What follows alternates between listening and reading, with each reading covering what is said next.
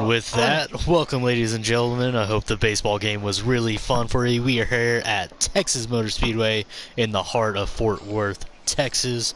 We got a lot of people here on pit road that we're waiting to go talk to. We're going to head down there and get this show on the road for the Roger Racing Engines Cup Series. Race 6 of the year. We're going to go to Jade Burr, one of the head people in the series. Jade, Texas, loose track, flat track. How are you gonna run this? I'm gonna run conservative. I'm not worried about trying to get the win here. Texas has never been a strong suit track for me. I'm just gonna try to get as many points as I can and walk away hopefully with a top 5 tonight. Sounds like a great strategy. Being in the booth last night, anything that transpires to this race possibly? One thing I did notice is that when you're coming out of turn 4, the further you are up, the more of a chance your car's going to break loose. You want to put those left sides pinned right on that white line coming out, and it's going to keep you straight every single time. Well, I beg to differ. The higher I I'll just say, I'll chime in here, guys. Sorry. Good evening, everybody. This is Mike Senior here. Yeah, with that transition coming off that turn, as you were saying, that there alone, if you're right, if you can keep it down below the middle of that corner coming off 4, you can keep it straight.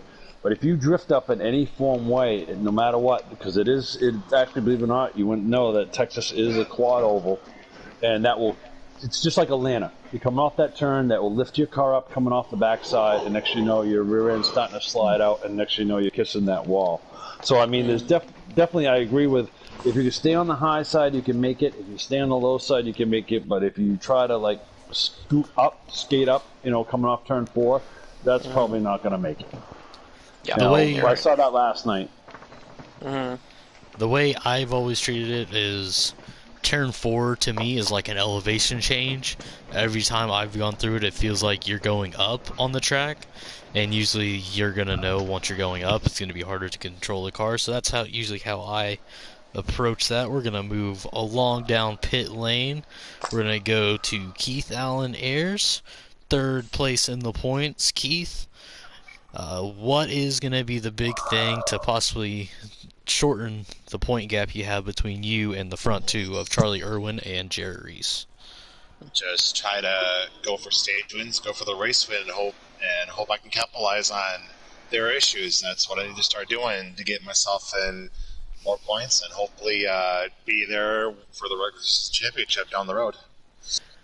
Well, that's a good thing. You aren't too far behind onto the race. What is going to be a big thing pit strategy-wise? Do you think there will be any room to do something different? I just need to make sure I do my own thing, try to adjust accordingly to track changes, and hopefully I come up with the best strategy and the right adjustments, and hopefully I'm there at the end to try to get the win. Man, you sound like Kyle Busch right now. We're going to go to Alex Van Evie here in the booth last night as well. Alex, was there anything you saw in the booth that might come into this race? Tire management. Are tires going to be that big of a thing? That's what I'm thinking. Like, if you're not managing your tires well, and you exit turn 2 and turn 4, your car is just going to kick out. I mean, and you have to watch that apron. That apron is deadly. Very much so. I agree. I mean, you think about it. I mean, here, before we continue down, down pit road here, I'll just give you, just like I always do, I love to give a little bit of background about where we're at, this and that. I mean, we are at Texas. It is an asphalt. It's 1.5 miles. It is a quad oval. Turns 1 and 2 are 20 degrees banking. Turns 3 and 4 are 24 degrees banking, which that is the transition that we've been talking about, everybody, is that transition off turn 4, is that little rise because of the banking. It's different. And then we'll just go, I'll just shoot off some points here. just a little bit of history. The qualifying record, believe it or not, was at this track at one time when in 1996 it was 196.235 was the qualifying here. This track is known for first-time winners. Jeff Burton's done it. Dale Earnhardt Jr.'s done it in 2000. This track can, it will produce a first-time winner, and it's known for doing that. Just real quick, so everybody can get a quick rundown on the points real quick. We have Jarrett Reese with 257. We have Charlie Early with 237. Keith Ayers with 228. Secure the Peace with 195. Jade Burr, 189. Brandon Bergeloff, 189. Ethan Bergeloff, 187. Alex Vin, 167. You got Anthony Cometto at 155. And then your top 10 would be, I can't pronounce his name, but he's at 132. Sorry about that, guys. There's 20 points between everybody. It's still close. The top 10 are still close. It's going to be great racing. The team points where we're at right now is Wolfpack Motorsports at 765. You got Fatal Motorsports at 634. Rogers Racing Engines at 494. You got D4C at 440. You got Berg and Penske at 415. You got Cam Race at 280. Standard Motorsports at 217. And you get the Rick Tinney Incorporated at 45. I mean, the points are all close all the way through, everybody. I mean, these guys are gonna give it all they got. And that, that's just a little bit about where we're at. And now we can continue down pit road. Alright, we're going to move on here to one of the hot seat drivers tonight, old Jacob Van Evie, brother of Alex here. Jacob, you had a very fast car last night. Do you think that's going to come into play, knowing how fast you were last night and how you ran it? I'm pretty hoping so. I'm using almost the same setup I did last night. A little bit different tire pressures, but other than that, yeah, excited being in this hot seat. And the speeds should be. I mean, you think, Jacob, you think the speeds are going to be a little bit different? You think, the fall off is going to be the same? You think that the fall off is going to be quicker? You guys are running 3 times. We're at 50%. I mean, they are long stages. It's going to take, you're going to have to pit. You're going to have to, manage all that. Do you think that there's going to, you hang back a little bit, save some tires, or you're just going to go right for it? I'm going to go right for it. That's what I did yesterday. I was patient long enough because everybody keeps messing up in front of me. And I was patient for like a couple laps, and I'm like, all right, the leader's kind of pulling away from the pack a little bit. I was like, all right, now it's time to go. Now, if I see that tonight, I'm going to do the same thing as I did yesterday. Be patient for a couple laps, and I'm going to go for it. As long as the leader doesn't stretch out so far from the pack. And these, as I said, these cars got a little more horsepower. They've got a little more down, they've got, the Xfinity cars are they're so hard to keep the momentum up. The Cup cars, their package, that they run for aerodynamics is a lot different, and it's going to come into play. And I mean, I'm looking forward to, I saw you last night. I was there, I was there in the race last night, and you did a great job. You managed the race very well. And, there's going to be a lot of people on the same strategy. So this ought to be, this definitely ought to be a one for the record books, that's for sure. Yeah, it was fun last night.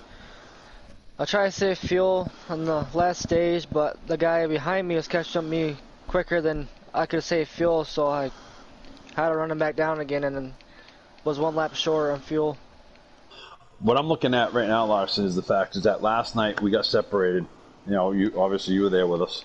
We got separated, and then when it came to like the last 20, 25 laps, the top 7, top 8 closed up on each other and had a great finish. So I'm wondering if that's kind of what the scenario might happen tonight too, because that would be very exciting to see. I think it's going to be something similar to what we saw at Atlanta when Secure the Perks and Brandon Bergeloff were working together to get the win there. It's going to be a matter of who can link up, who can run the best in a pack, because as we saw in multiple races, including that Atlanta race, including last night, you can be in the lead coming off pit road, but if you get a couple of cars who work really well together, nose to tail, they usually have a little bit more speed, usually can get up to that leader and contest for a win at the end of this race. We're gonna move on. I saw somebody join. Is that Steve or is that Emily? This is Steve. It's been a I little just bit. asked about you. How are you doing, Steve? Good. Good. Glad to hear it, buddy.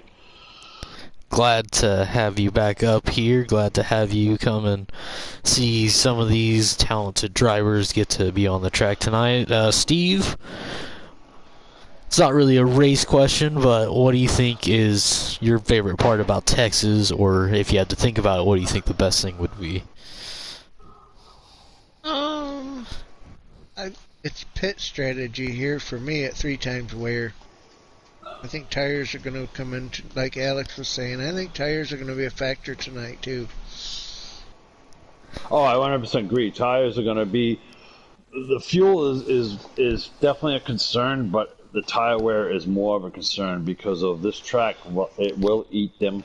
It will. I mean, this is a fast track, and that's all there is to it. And you can manage it for so long, but if someone hits their setup just right, there's no way you're going to be able to hold back or hold fuel because if not, you're just going to lose too much time. I know that you can go almost a lap and a half down here trying to save fuel, and with that happening, you'll get that lap back, but it's a risky move, and I 100% agree. It's going to come right down to see who's going to have that best pit strategy and who's going to take the 4. I know that 2 tires last night did work. Will they work here on the Cup cars? I'm not so sure about that. Right. I'll talk about fuel a little bit just to add on to the strategy thing. I do know there's going to be ways to save fuel. I know last night there was a lot of backing off into the corners. There's going to be a lot of different strategies to keep some time, save some fuel. I think last night, even if you were running fast, you could save about half a lap. So it'll be interesting to see if anybody tries to push it a little bit. Definitely an extra lap here and there could be the difference at the end of winning the race. I've seen it before where people be conservative and people be aggressive, and the people who become the aggressors usually tend to come out on top in these situations. Oh, very much so. I mean, with that there, it's just like just like last night. It's gonna take the first start of this race. It's gonna take that little bit of give, that little bit of take, that little bit of patience, because of we all preach it a lot that you can't do it on the first lap. You're gonna have to find that rhythm. You're gonna have to find that groove, find your spot, work it at one lap at a time, one car at a time, and work your way back up through, because of it gets kind of sketchy when you get into that, as I say, well, up in here, New Hampshire, we say it's kind of sketchy because if you start getting too wide going into turn 3 and 4, it won't always hold. You know what I mean? You get that, you get that push in the center, or you get that, push off, because a lot of us, last night we were running tight cars. Some of us were, like I was running a tight car. A few others were running tight cars. You have to let them tires wear in a little bit so that run, because when it's tighter, you got to let them wear down a little bit so you can get a little more, get a little bit more movement in that car. And I'm pretty sure we're probably going to see the same thing tonight as well. Yeah, that's going to be a big thing. Well, before we let these drivers go off, I want to take a little bit of liberty here on behalf of the Roger Racing Engines Cup Series.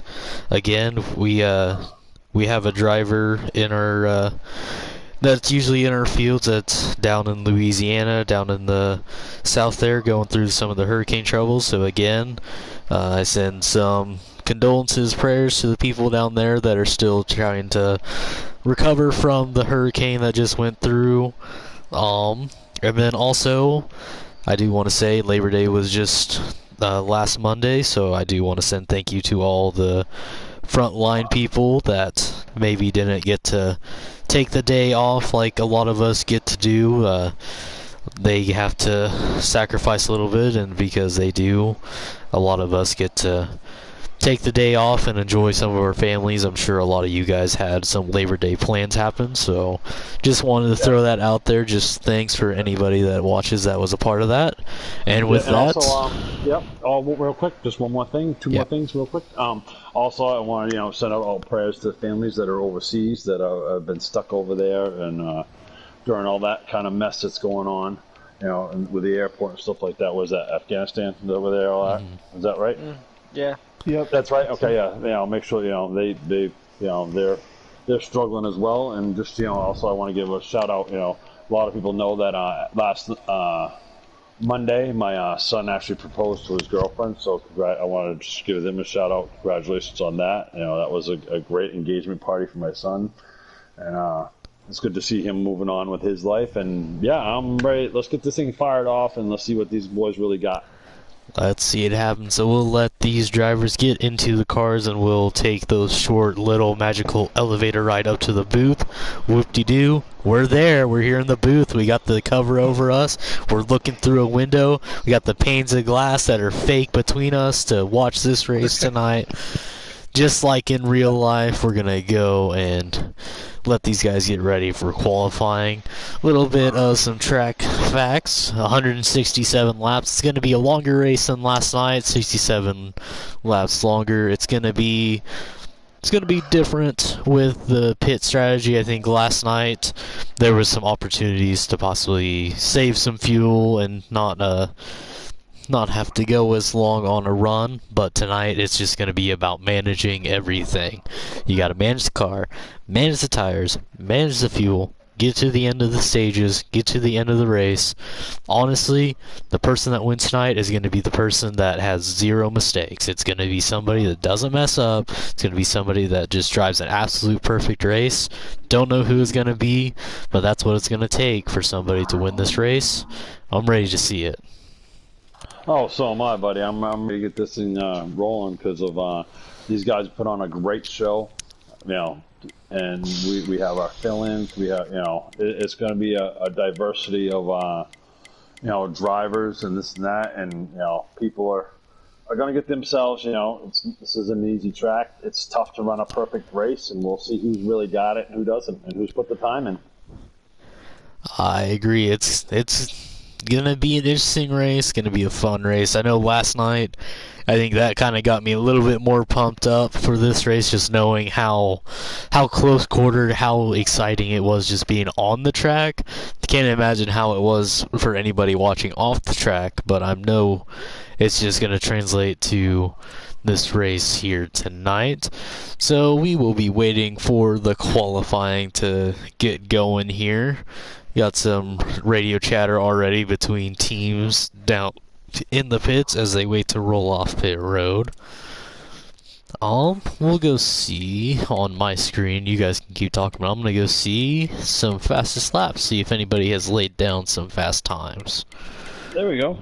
Yeah, no, I mean, it's the team aspect is a great thing because you can, if you got more than one car, if you got a multiple car team, you work with each other, you talk to each other, you say, hey, well, does this work? Does that work? I mean, I do it in Xfinity with our team.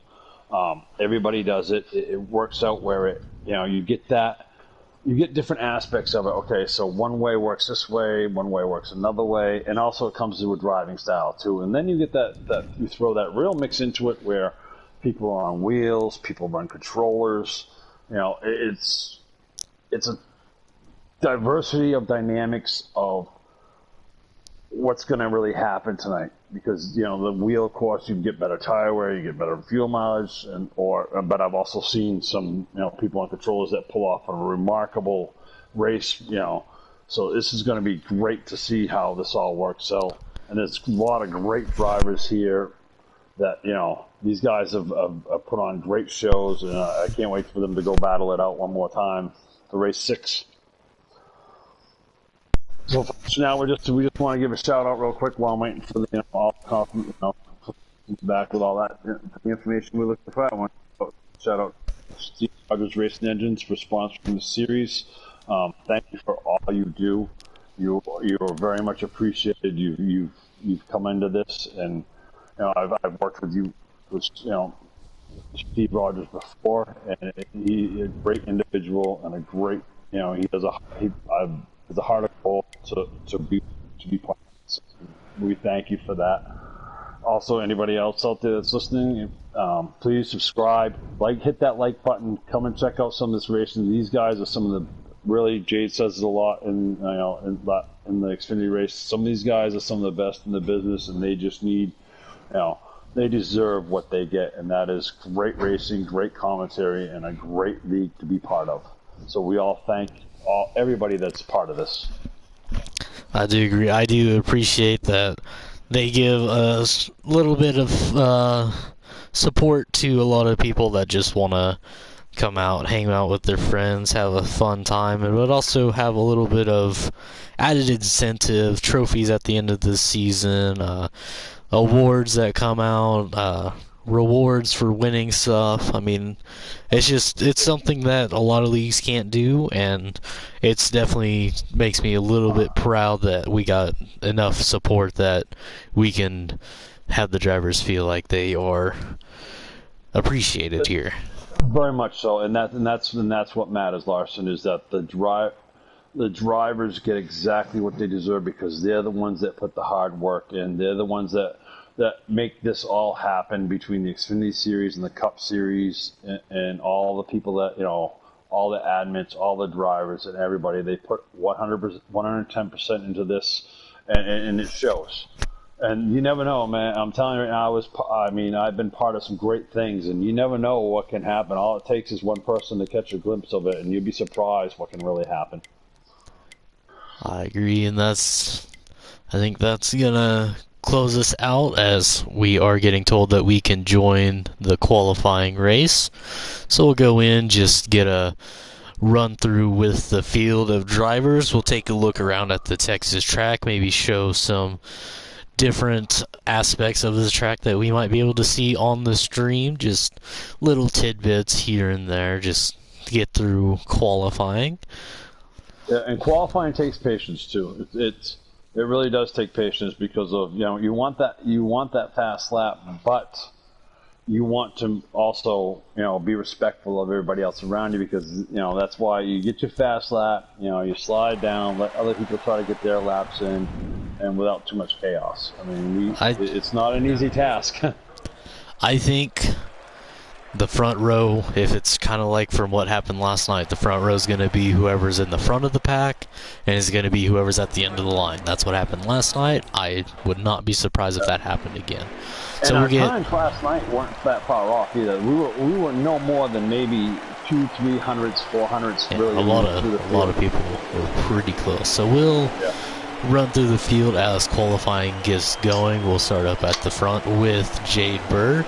He's leading everybody into turns 1 and 2 for this qualifying session. Move on to the 20 of Alvinsville. He's been one of the stars for the last couple of weeks. Had a strong showing down in Las Vegas. Had a good showing in Phoenix, but lost it just kind of with the balance of the car towards the end of runs. Go back through the field, you got the 48 of Alex Van Evey. He's right now running 3rd in this qualifying session. Jarrett Reese on his outside. Keith Ayers looking for his first win, running one of the, I think, Pro League schemes with the number on the back corner panel, so that'll be a different sight to see tonight. We'll go back through the field. You got the 88 of Damon Contoys. He's running in one of the Jimmy Johnson throwback schemes. Dash for Cast, Charlie Irwin. He's running the 18, I think that's the Halloween scheme, not the zombie one that he won at Texas, but one of the Halloween schemes still. 42 of Roger Jumper. He's in the Credit 1 car this week.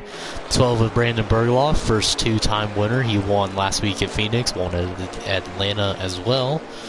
The 51 of Jacob Van Evey, making a hot seat appearance tonight in this throwback 51.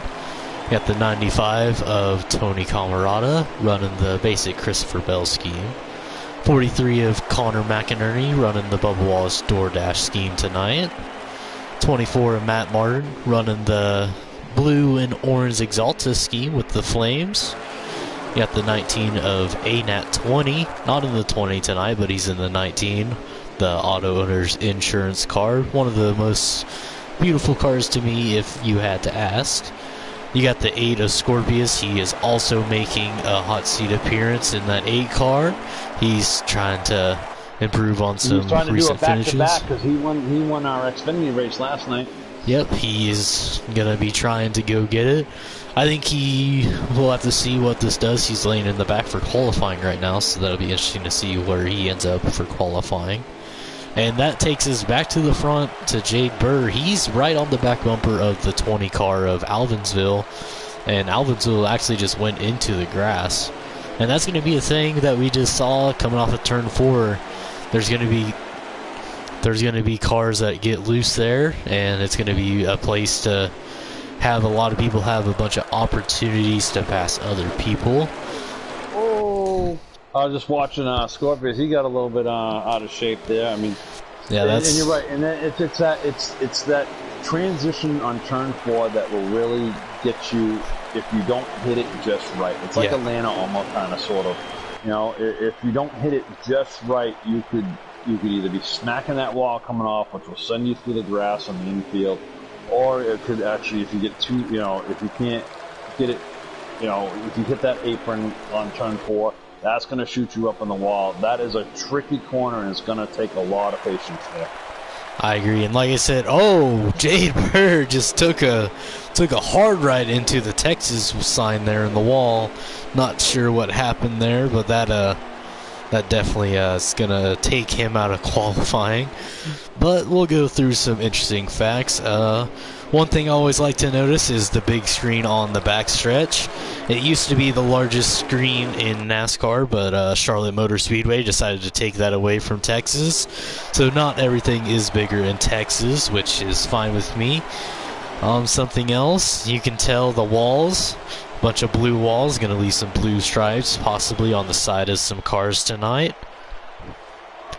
Let's see. It's very possible. I mean, here, it's, as I said, it's such a fine line between the high line to the low line that if you the high line, you can make it work, but it takes so much effort to get it to come in and be able to run it. And then you take that risk of pushing up. If that car gets kind of tight in the corner, if you're running high, then you're pushing up into the wall, and then you get yourself some damage and some issues that you got to contend with in the end. I agree, and we'll talk about the exit to pit road here. Something else about the exit is the banking is kind of a little bit, it seems kind of inverted, but it's kind of just flat compared to the banking. That's going to be another thing with these drivers. They're not going to want to try to come up on the banking during the corner because it could potentially spin them out. That happened to a select few drivers last night where they would hit the banking, spin them out, hit the inside wall. Then the next run they got damage on their left side, which makes the car slow down a lot. And it looks like qualifying has ended here, so we'll see who won the pole here shortly. But yeah, coming off the pit road, that's going to be a deal breaker for a lot of people trying to get on and off the pit road, exactly, or mostly just trying to be as clean as possible, as fast as possible, without absolutely just destroying the car. No, I think that we kind of had that kind of issue on pit road last night. I know I did. I mean, trying to come off the transition, come off the corner, down pit road. You know, if you hit it wrong, it's gonna spin you around, unfortunately. But that's just the dynamic of knowing where to enter pit road, and then coming off the road, as you said, that if you got to be very cautious because of that. If you don't do it just right, that will shoot you right up into the track, and then you're right mixed in the mix of everything. And also, too, that we noticed, too, last night, Larson, is that if you get loose coming off 4 and you hit that wall, that will actually kind of shoot you, that can shoot you right down pit road. Oh, yeah. They could. And then you're stuck. Yeah. And another thing about this pit road, this one's kind of unique because it's more towards the track, I feel, compared to a lot of other tracks. Just because, to me, it's like it's just jutted out there. Looking at fastest times here, you got Dash for Cash. He's going to be starting on the pole here. So running on the front row with him is going to be Tony Camarada. So that's going to put 2 Toyotas on the front row. Then you're going to have, I believe, 2 Chevys in Jacob Van Evey and Jade Burr. They're going to be on the second row there. So we are going to leave the lobby now. Let these guys get into a race. They're all. It sounds like we already got some post qualifying pre-race antics in the ear right now on the radio chatter. So we'll have to see if anything's going on there later. Yeah, I mean, it's qualifying. I mean, it's difficult because everybody's trying to get those laps, get that fast lap, and it's not a science. You know, it's a science, and it really is a science because of you don't know. Okay, do I keep pushing it? You know, did I get a fast enough lap? Didn't I get a fast enough lap? I mean, I went through it last night. I kind of pushed some points a little bit harder than I should. You know what I mean? And it gets very sometimes we get too rambunctious when it comes to qualifying because the fact is that we're so antsy to get a great lap that we kind of push a little bit harder than we should. So now we're just waiting for them guys to get themselves all squared away from qualifying. It was a great qualifying run. You got some of your top drivers sitting up at the top, and I mean, this track, as I said, is known for producing first-time winners. And I have a feeling that we are going to have a first. All right, and I'm hearing that we are good to get into the race here. So we're gonna get in here. But we're gonna get in here and look at it. It looks like they changed the date of the race just magically like that. I saw that the logo is different from the qualifying session, so I think they might be running a night race now, honestly. Wow.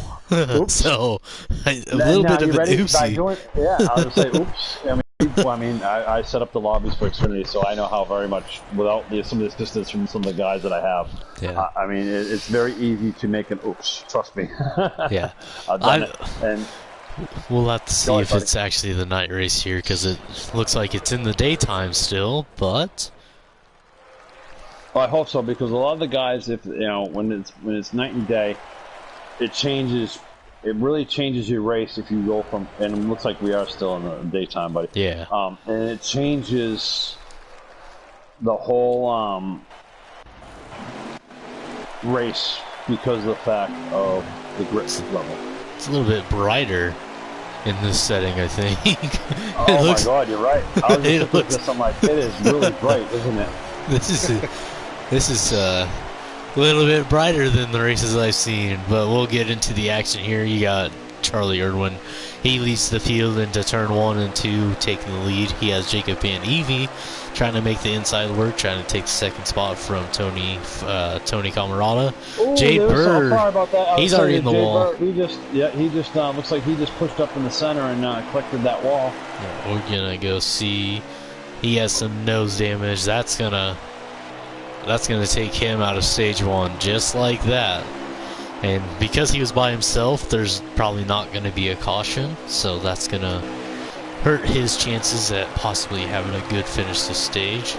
We'll go back up to the front to the 18 of Charlie Irwin. He's leading again. The 51 of Jacob Van Evie.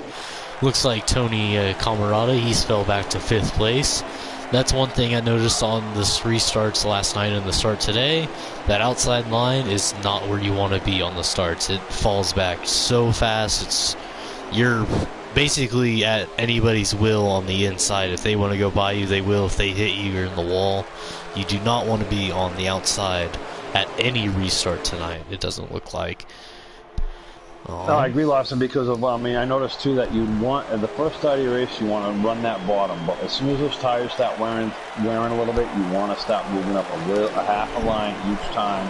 What I tried doing last night is moving up a half a line each time as the tires started wearing, because if you're not going to be able to hold that bottom at that point once those tires wear. I agree, and that's going to be a big thing of tire wear, bandaging the tires, making sure they're not getting too hot towards the end of the run here. Go through the field here. You got Albinsville. He's up to 4th place right now behind Keith Ayers. They have gained a few positions to get to this front pack here. Tony Camarada, looks like he's falling back, probably just trying to work the draft a little bit. Brandon Bergloff, he's up to 6th. Looks like ANAT20 is up to 7th. You got the 48 of Alex Van Evie in 8th, and the 39 of Jarrett Reese, your point leader, in 9th place. And then I think behind them, it looks like the Looks like the 3 of Ethan Bergloff, he's going to be in that final 10th position. He has pressure from, I believe that is Connor McInerney and Damon Contoys. They're looking to get that 10th position here, running just like they are up in the front right now. And it looks like right now those top 4 or 5 cars, they're starting to they're racing each other, but they're not racing each other too. They've got some space between the 5th and 6th car, which and that's the big key too, Larson, is that with this series, that when you start racing each other, you start losing that time, and sometimes the first part of the race you just may not want to do that.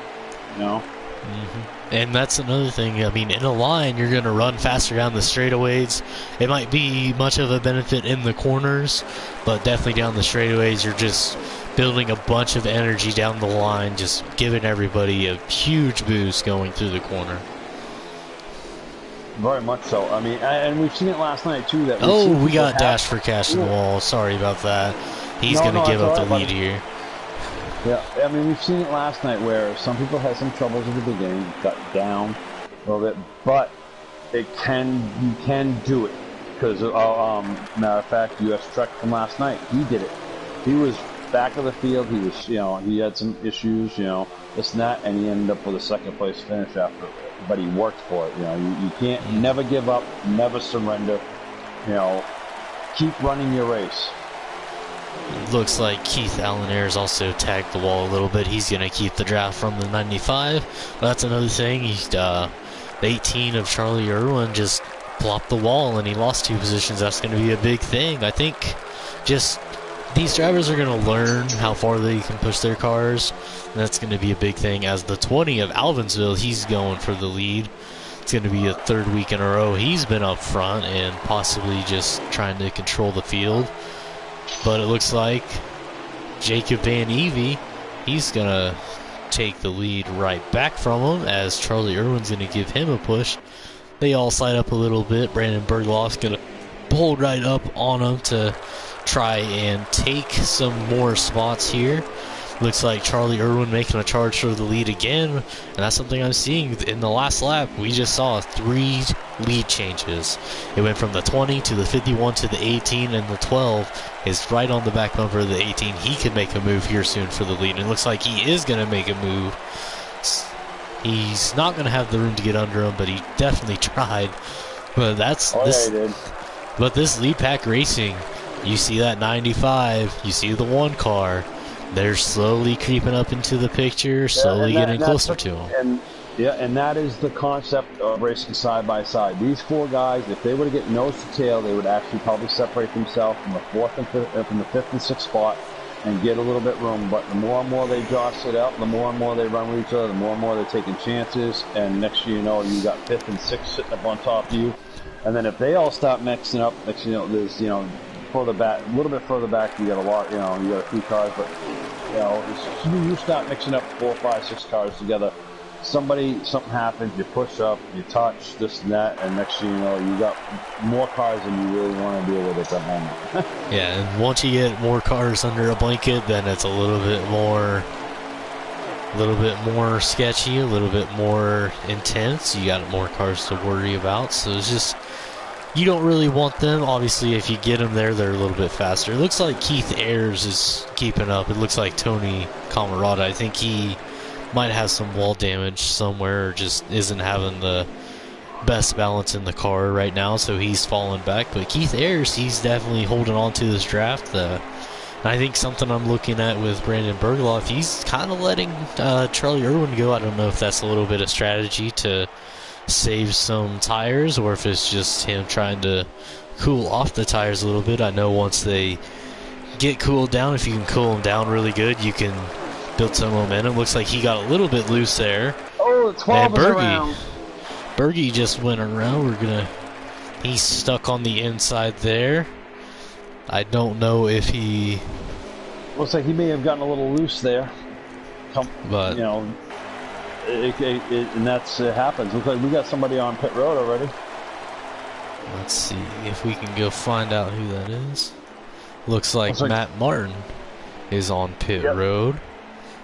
Looks like he's coming off pits now. Looks like he's already working that strategy already. Yeah, early in the stage. I'm gonna guess it's gonna be some short pit strategy, try to gain some positions.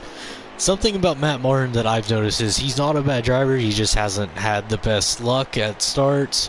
He hasn't had the best luck about trying to stay up towards the front, but he's been up towards the front in a few races this year, and he has proven that he can be up there. But it looks like he has some drivers coming up behind him. I don't know if he just took 2 tires to stay on the lead lap, or if he took 4 and this is them trying to get him 2 laps down. But we'll have to see who all pits. Looks like Charlie Irwin had a little bit of loose there. Keith Ayers also got a little bit loose. So we'll go back towards the front. But Jacob Van Evie back to the front.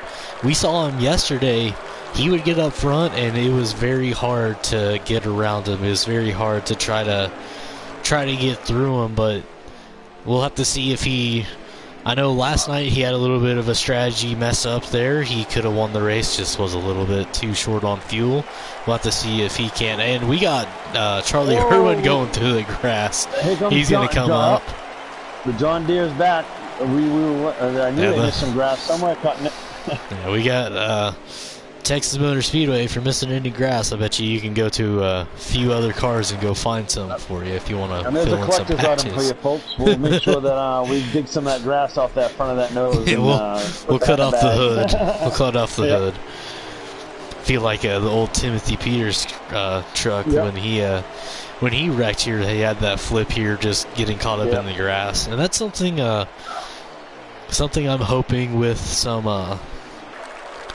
some tracks in real life when they get through here. I'm kind of hoping that they take some approach from the Charlotte Motor Speedway, put in some AstroTurf in, just because I think it's been noticeable for the last 5 years that these cars hit the grass and it tears them to shreds. And it's... we saw that one time, I believe, last time where, what was it, Junior barely nicked the grass there, and it wasn't here at Texas, but it was, when Junior was... we got somebody definitely in the wall. He was... Yeah, that was a big one. Sorry about that, buddy. What I was talking about somebody. And that's a caution, I think. I think it was Damon Contoy's. That was must have been a big enough hit to get it by himself, but. He definitely totally turned left. He totally turned right into that wall and spun right in front of everybody. And collected up his 12 too. Just overcorrecting there, so. That's gonna bunch up the field again. Let me check, or let me get laps when they go, and we'll see if they might be able to make it here. Well, I think they might be still a little short. We'll find out, folks. These guys. I mean, that one little hiccup and the tire wear, and all it takes is just that car to get a little out of shape, and you may not be able to bring that back around. But here we are. We got through that caution lap real quick. They're double file. 51's on the outside. You got Jarrett Reese sitting there in the lead, and I'm hearing Jarrett Reese. Took 2 tires. I don't think that was on purpose. Maybe they thought they were losing too much time. But Jerry Reese, he's on 2 tires right now. We'll see if that helps any. Don't expect it to with a bunch of vultures who took. These guys 3-4 wide going into that corner. Yeah, and I think a big thing is just Jarrett Reese is just trying to let these guys go, and they're just bunching them all. We got somebody in the wall in the back there. Yep, that's right. And that too, what that did, that caution helped out Jade Burr from that very first accident he had. And we got more people in the wall. To say, I just heard a bunch of crashing going on there. Some sheet metal definitely being done. Here goes Ethan Berghoff under the 39 of Jerry Reese, but Jerry Reese, he's gonna fall back like a rock. It's unfortunate to see that. He should be all right with less than 30 to go. He shouldn't have too many issues, but definitely. Now is the time. If you're going to have an issue, now is the time to have it, because if you have time to recover. Now, when you start getting later on in this race or halfway through stage 2, you may not. These guys are going to get these things dialed in. You may not be able to recover from something that happens. good thing for Jardy. I'm going to expect that the pit window is going to be coming up here in about 10 laps, so he'll be able to pit. Hopefully no caution comes out after, but he'll be able to pit, get maybe some lap times, maybe salvage some stage points just by short pitting a lot of people. He's kind of put himself into that position where he's going to just have to short pit, and hopefully once he does, he can gain enough time to get some positions here to get some points. It's going to hurt him in the point situation. He has Charlie Irwin, who is leading right now. That's going to hurt tremendously, especially also him and Keith Ayers, who is also who's also up towards the front here. So that's going to be a huge point gain for them if Jardy can Reese can't get some stage points salvaged up here. It's gonna be tough though for him to do anything without a caution. And I was watching the 51 of Jacob, and he's trying to work that high line and that middle to the high off, and he gained a spot by doing that. He was able to get around the 95 or the 96. And here he comes. He's diving in a little right on the back bumper there. He's pretty close to it. We'll have to see if he makes a move here, or he just sits there. Looks like Charlie Irwin taking a defensive maneuver here, going a little bit lower to possibly make him think twice about trying to go under him. But something I'm noticing, Charlie Irwin running that white line on turns 3 and 4. Jacob Van Evey had a little bit of a bobble, lost him some time there. So that's going to be interesting to see the different dynamics of that run. But here Charlie Irwin didn't enter on the line. Van Evey did. Van Evey, though, came off. It looked like that they just ran even, so that's another thing, running into turn 1 in different situations, different lines. And that 53 of Jade Burr, he's worked himself back up. He's up in the top half of that field. He's like in 6th spot right now after the recovery of that little mishap at the start of this race, and he's coming back. So I mean that caution definitely gave him a break. Man, he's definitely happy that this isn't real life, because if he would have wrecked in real life, his race would have been done lap 1. So agreed, very much agreed. So he's definitely happy that he could get his damage. This game is very forgiving. It is very forgiving. I mean, I never thought that any video game would let you repair an engine in 30 seconds, but I mean, hey. Well, nothing wrong with that. He's got himself back into a good position where he didn't go a lap down. He saved himself, and now he's working his way back up. Got a little bit of going on. Yeah, a lot of bumpers coming around here. Jacob Van Evey is telling Charlie Irwin to move. He's on his bumper through turns 1 and 2. That's just something in Texas where turn 1 and 2, it's so flat that you can try to get into someone's bumper, maybe move them up a little bit. But, I mean, if you do it at the wrong spot, I mean, you could just be giving them a boost through the corner. Exactly. And you got to make sure it's lined up just right, too, because if not, you can also turn him as well. Yeah, especially if he's close to the apron. Agreed. It's a fine line here. Very much a fine line.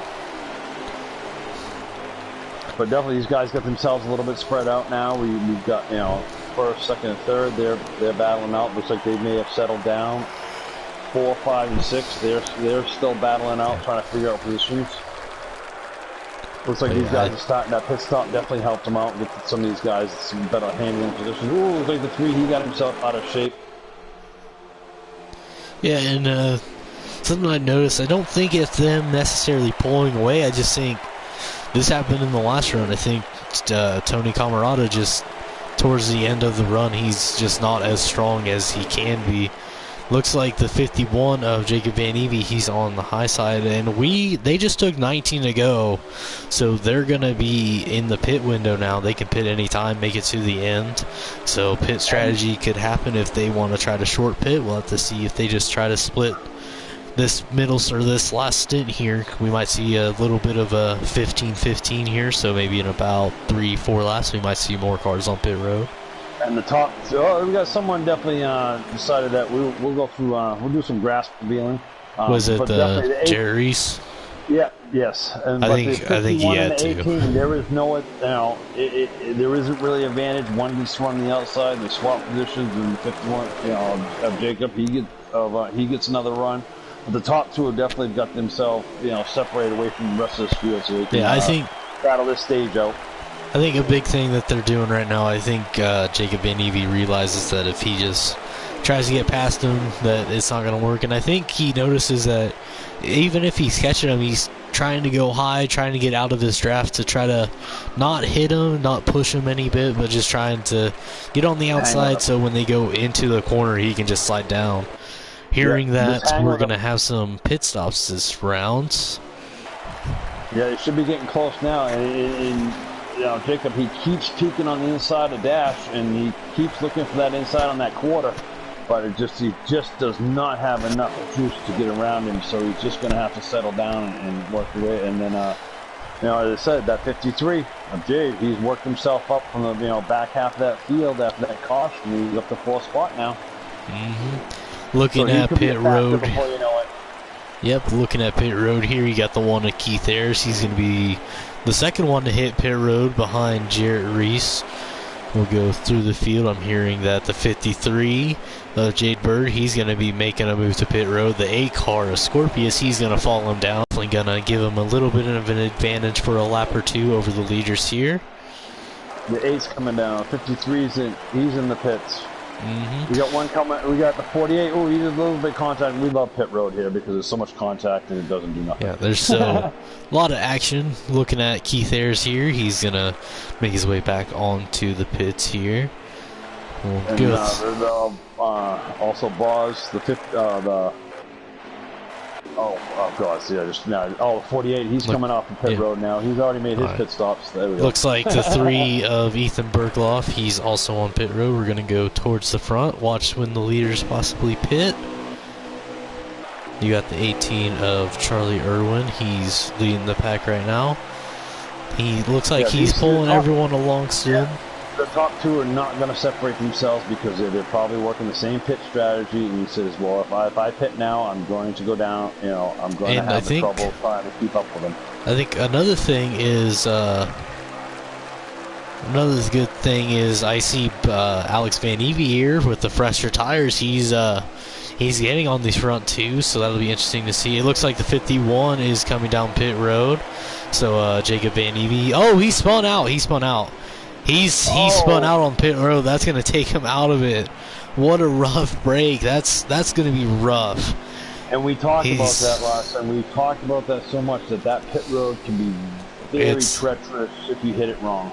I think he just went down too fast. Looks like Roger Jumper or the 19 is on pit road as well, but that's going to take the 51 of Jacob Van Evie out of it. So that's unfortunate for him, running so good up towards the front.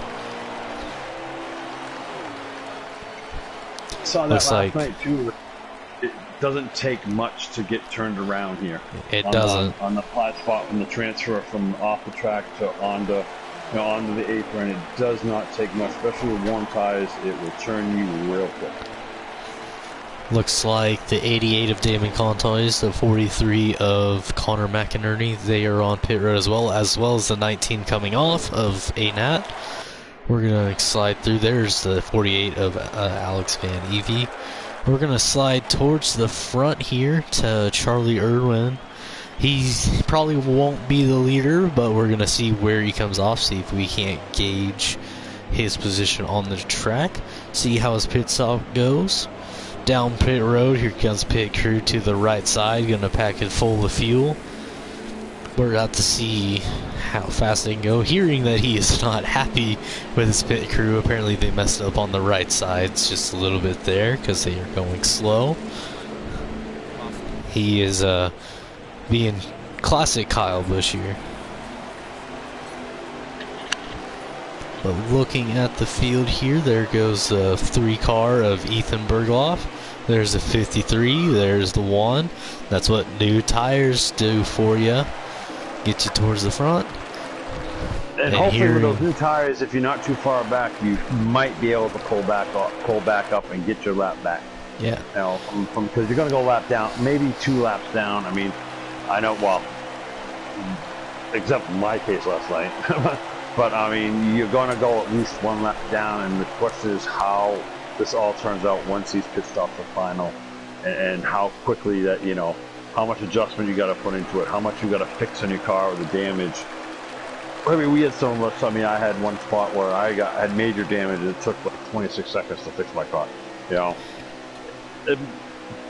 it's all about how clean you can keep your car and how good you get on and off pit road. And as I said, this track is not an easy pit road to get on because of the transition coming off turn 4. Is a 24-degree transition onto a flat surface, and with worn tires, it can totally change the dynamic of how the car is and how it runs. And up front, it looks like the 3 of Ethan Bergloff, he did some strategy. I think he did 2 tires. That's gonna hurt him a little bit. But the 53 of Jade Burr, after having that lap 1 crash, he gets a little bit loose there. That's gonna send Ethan Bergloff back to the lead.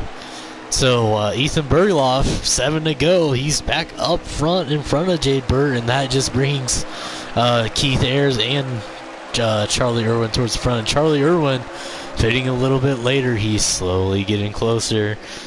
You can hear the Jaws music in his ears. He's coming up. Oh, there's a little bit of contact between Dash and Burr. Jade is blocking the heck out of him.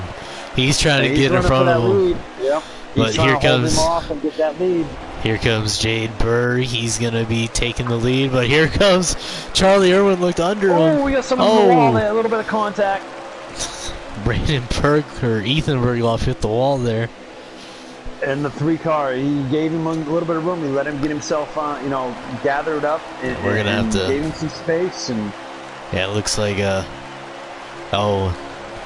at 5 to go right now. You got Charlie Irwin on the inside.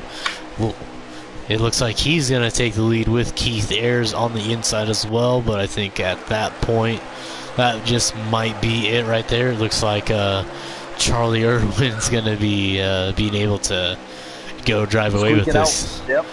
He just gained a lot. Contact was enough to that little bit of side draft that he gave the 53. Ooh, there's a little bit of contact. Oh, there goes the 12. He's going to the inside wall. He's out for sure. That is gonna take him out of the race. I think he might have had a little bit of contact there with somebody, or he just got a little bit loose. He was trying to sneak underneath the 1. He got underneath that quarter panel, and he pushed up a little bit, just enough to touch him, and he probably tried to save it, so he didn't touch him, and that's an example of just hard racing. And whoa! What's that? The 42 of Roger Jumper. Was that the final? No, that was not. That was not. Oh, wow, guys, that was a big implication there. That just took out the leader in stage 1. Oh man, I don't want to be on the radio for that one. It's silent right now. Hey, it may not be for a few minutes longer. They're still racing right now. Jade Burr in the lead. Oh, there's another one on the wall. You saw. Oh, they're catching these guys right here. They're at 2 to go, so pit road is close for all these people that just had a little bit of an accident. But Keith Ayers, he's to the lead now. He's going to be trying to hold off Jade Burr. These guys are on the same strategy. You got the 20 of Alvinsville. He's looking to try to get up here and mix it up. They're coming up on this lap traffic of the 12 of Brandon Bergloff and the 48 of Alex Van Evie. Oh, Jade puts him behind him. He's going to use him as a pick. Jade Burr. 12 on the wall. Jade Bird to the lead, but here comes the 20 of Alvinsville. Jade Bird is in the grass, white flag. He's trying to stay on that lead lap. He's trying to not go a lap down because it's so tough to get that lap back here. And there goes the 20. All that mess gave the 20. Oh! Jade Bird right front in the wall. That's going to just give Alvinsville the win here in stage 1. He came out of nowhere for the win. But Alvinsville going to win stage 1. I believe that's going to have Keith Ayers in second. I believe Scorpius is back there just getting that 3rd spot after that huge wreck. But, man, whole lot of action on the last 5 laps there. Oh, thought that was the last lap of the race just then. They were throwing it down, and they were racing like it. They were racing like it. Yeah, that's for sure. But we saw that last night, too, getting towards the end of certain stages and the end of the race that, you know, that give and take goes right out the window when it comes to those important, because stage points can definitely make or break a playoff run or a championship, and they were definitely, nobody wanted to give up nothing at that point, that's for sure. Well, folks, I hope you all enjoyed that one, because that was definitely some intense first stage racing, that's for sure. If that's the first stage, I know, right? I'm waiting for the race win. I'm waiting to see that everybody's gonna be jumping out of their cars, running for the finish line by the time everybody gets done this race. Definitely a little bit unfortunate though for Charlie Irwin, who was running away with it and just had the unfortunate ending there to it. So that's going to put him towards the middle of the field as well. But we'll up towards the front. You got the 20 of Alvinsville, the one of Keith Ayers. They're going to lead it to the green. Now we'll see what these boys really got. Now some of these guys have got to work for it. Some of these guys are a lap down now. The 12, I believe, is a lap down. I believe the 48 may have gotten his lap back. I'm not sure yet at this point. But now it's going to be all about, you're going to have to manage it now. Now you're going to have to really think of your race and really take time and, not put yourself in a bad position. But right now, at this point, these guys don't seem like they're ready to get it on. Yeah, they want to, and there goes a car into the grass, 24 of Matt Martin. But the 20 of Alvinsville, he's going to stretch it out just a little bit as they're dicing it up in the back. Looks like Keith Ayers, he's under fire with the A car of Scorpius. 43 of Connor McInerney, he's making his way towards the front. And Jarrett Reese, I think he did get some stage points that last round. Not as much as Keith Ayers, but I think he still did get some stage points. So that's going to help him a little bit, hold on to the point lead a little bit more, but he's fighting for that 4 spot on that high line back in the pack there. Got the 18 to Charlie Irwin. Jacob, the favorite in the 51, he's got himself now mixed in the mire of that middle of that pack, and we'll see what he's got now. How much patience is he going to have to get through this field and get and get back up to that front, because he had a strong car at the beginning of that first stage. Yep, and we'll have to see if. Definitely the 2 dominant cars in stage 1, the 18 and the 51. And there's a huge wreck. There goes Jade Burr, 2 pit rotas. He's going to be coming up. We'll have to see if he can get up cleanly here. It looks like he's going to be able to do so. So that's going to send him towards the back of the field. 20 of Alvinsville still your leader, but we'll go sit in the back here, watch the action here. And a lot of cars under a blanket racing around each other. Yep, the 12, the 95, the 24. Yeah, those guys are all, some of these guys are trying to get themselves back up there because they're trying to be that first car that 1 lap down, or trying to be that lucky dog, pass in case a caution comes out, because that can be, that can put you right back into a race. It very much could, and like we saw in the first stage at caution, bunched them all up, created some strategy, just had a lot of different things that came out of it. Go through the field here. And that was that one spot where we just talked about. I mean, all it takes is that one little oops coming off turn 4, and that pit road is right there. And if you can't get it gathered up enough to miss that pit road commitment line, you are definitely going down pit road, and you're definitely going to get a penalty, and then you're definitely in trouble. That is very true, and they're 4 wide in turns 3 and 4. Jacob Van Evie and Charlie Irwin just dove it in under Jarrett Reese and Connor McInerney. That's going to open the door for Brandon Berghoff to get under Charlie Irwin here. He's going to take those spots from him and Jarrett Reese. But it looks like Jacob Van Evie, he's moving up to the 4th position now. We'll go sit on that. Yeah, I'm actually following along with that right now. I'm watching all these. I think it's 5, 6, 7, 8, and 9. 4, 5, 6, 7. These guys are under a blanket. They're definitely a lot of side drafting. Not making much headway because of the racing. Because they're racing hard. And if you can get break away from that pack and get single file, you will be able to run everybody down. Connor McInerney. We got somebody around. That's a huge wreck. That is a huge wreck. Yeah, he just totally took a big old right into that wall. That's Connor McInerney, Jade Burr in the 19 of ANAT. That's causing a caution there Wow, that's a bit. That's a big old. That's going to be a change in the whole thing. People are going to lap car down, going to get the laps back. Yeah, it's going to bring everybody right back together again. Connor McInerney just hit the wall, shot right out in front of everybody, and just stacked everybody up. That's one of those chain reaction things.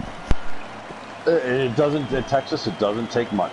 It does not take much to get out of shape when you're racing. You know, when you get that air impact. You know, when you're side drafting and you're racing side by side, the air that gets impacted between the two cars. It does not take much to put them out of shape, and you just got to be so cautious of that. But now it's going to change the whole dynamic of the race because people got their laps back and everything else. Pit road, put some adjustments in. Four tires of fuel, and we're off again. Yeah, no one really had to pit there.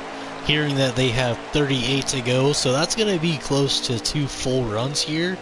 Definitely, that was an issue in the last stage, where even just having 15 per run was a little bit of an issue. This is going to be bumping it up towards about 19. So it's going to be a huge stretch for a lot of these guys to make it on one stop here. So we'll have to see who can be able to do it. You got Brandon Bergloff. He's got up to second place with Charlie Irwin. Charlie Irwin is up to third place now. Those guys are making their way back up to that field. Those are two stout cars at the beginning of the first stage. They were starting to get themselves back up in the front of that field again. It looks like Jacob Van Evey, he's going around the outside for the 5th position around Ethan Bergloff. Ethan Bergloff making a run back under him here. But they're side by side. They're keeping these guys behind him. Scorpius, hot seat driver right there as well. He's trying to make some moves, but this is a good battle so far. But it looks like Jacob Van Evey's going to have to concede the spot there to Ethan Bergloff for the moment being. He might do a little bit of a crossover here. He's going to make that run on the inside. He's going to have the position. Now, the best thing about it, Larson, is that I found out that if you can get that high side off turn 3 and 4, and you can get it to stick. We got someone flying through the grass. Wow. I guess someone missed some grass when they were mowing for the start of this race, that's for sure, because he got it all on that one. That's another line of grass that is now gone for the Texas Motor Speedway. Job security, brother. Job security. I'm hearing he got a little bit of a help. I think someone was on his outside and came down a little bit, so that'll definitely do it. But up towards the front, we have it. We got a huge wreck. They were coming off that corner, turn 4, which is not a good idea. That was wide because it just does not work. Yeah, that just took out a good car in Keith Ayers. I think they were close to 3 wide. Definitely some tempers there. I'm hearing through the radios, but I mean that's just. People are racing. just. I mean, it's hard racing. That's what's going on right now, folks. It's just hard racing. And that's something I've noticed. These guys are racing a lot hard for a longer race compared to Busch. And after seeing Busch, I mean, Busch had their fair shares of incidents, but I mean, it wasn't as bad. They were very patient. The drivers in the Busch Series was very patient in the beginning of the race. You could see the momentum building as time went on and on and on. Yeah. And we went caution-free last night. Mm-hmm. And that's not, here at Texas, that's not an easy task to do. So, I mean, these guys are definitely, they know what's at stake. A win, lock it in. You know, then you got less threat. Then all you got to do is just, keep, having great finishes and great runs. But sometimes when you get all these guys like this, mixing it up like that, it's not always going to work the way, that car can break free at any moment, push up in the center, get loose off. I mean, and next thing you know, you're collecting up 4 or 5 good cars. And let me tell you, I wouldn't want to be on that radio when that happens. Yeah, and it's just, we got somebody coming off the pit road here. Looks like Alex Van Evey was on pit road, spun out there. Don't know what happened to him, but it looks like Alvinsville, he's making a run for the lead here, just run behind his team owner, Charlie Irwin. You got the 3 of Ethan Bergloff with his brother Brandon Bergloff behind him, and then the 8 of Scorpius. That's the highest hot seat driver right now in that 8 car. I believe they just hit 30 to go. So they're not in the pit window. They still got about 10 laps to go. But it's gonna, like I said, it's gonna be interesting the longer this run goes. Watch how these cars slide these guys around. are gonna be basically be like on ice skates when it comes to the point where they get ready to pit for this time.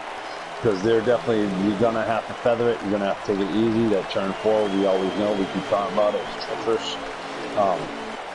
And you're just gonna have to just work it as you go and be patient and come right down to that last stage. But right now, these guys are definitely, they're not holding anything back. But this way, these first 2 stages. 12 car in the 12, wall. He looks like he tagged. Yeah, he looks like he might have scrubbed that wall. Yeah, There's that blue stripe we were talking about. Yeah, he didn't lose any spots. I think he definitely had to have a little bit of a blocking party there, but he hit the wall, lost some time. That's gonna possibly make his car a little bit worse for wear. Especially if you tag that rear quarter panel, and you got this car coming off pit road now. If you tag that rear quarter panel, it's definitely going to change the handling of that car. Up on the front stretch, Alex Van Evey just took a wild wide to the wall. It looks like he's having some troubles getting some handling under his car, as he has the leaders coming up behind him. So he's going to go a lap down now.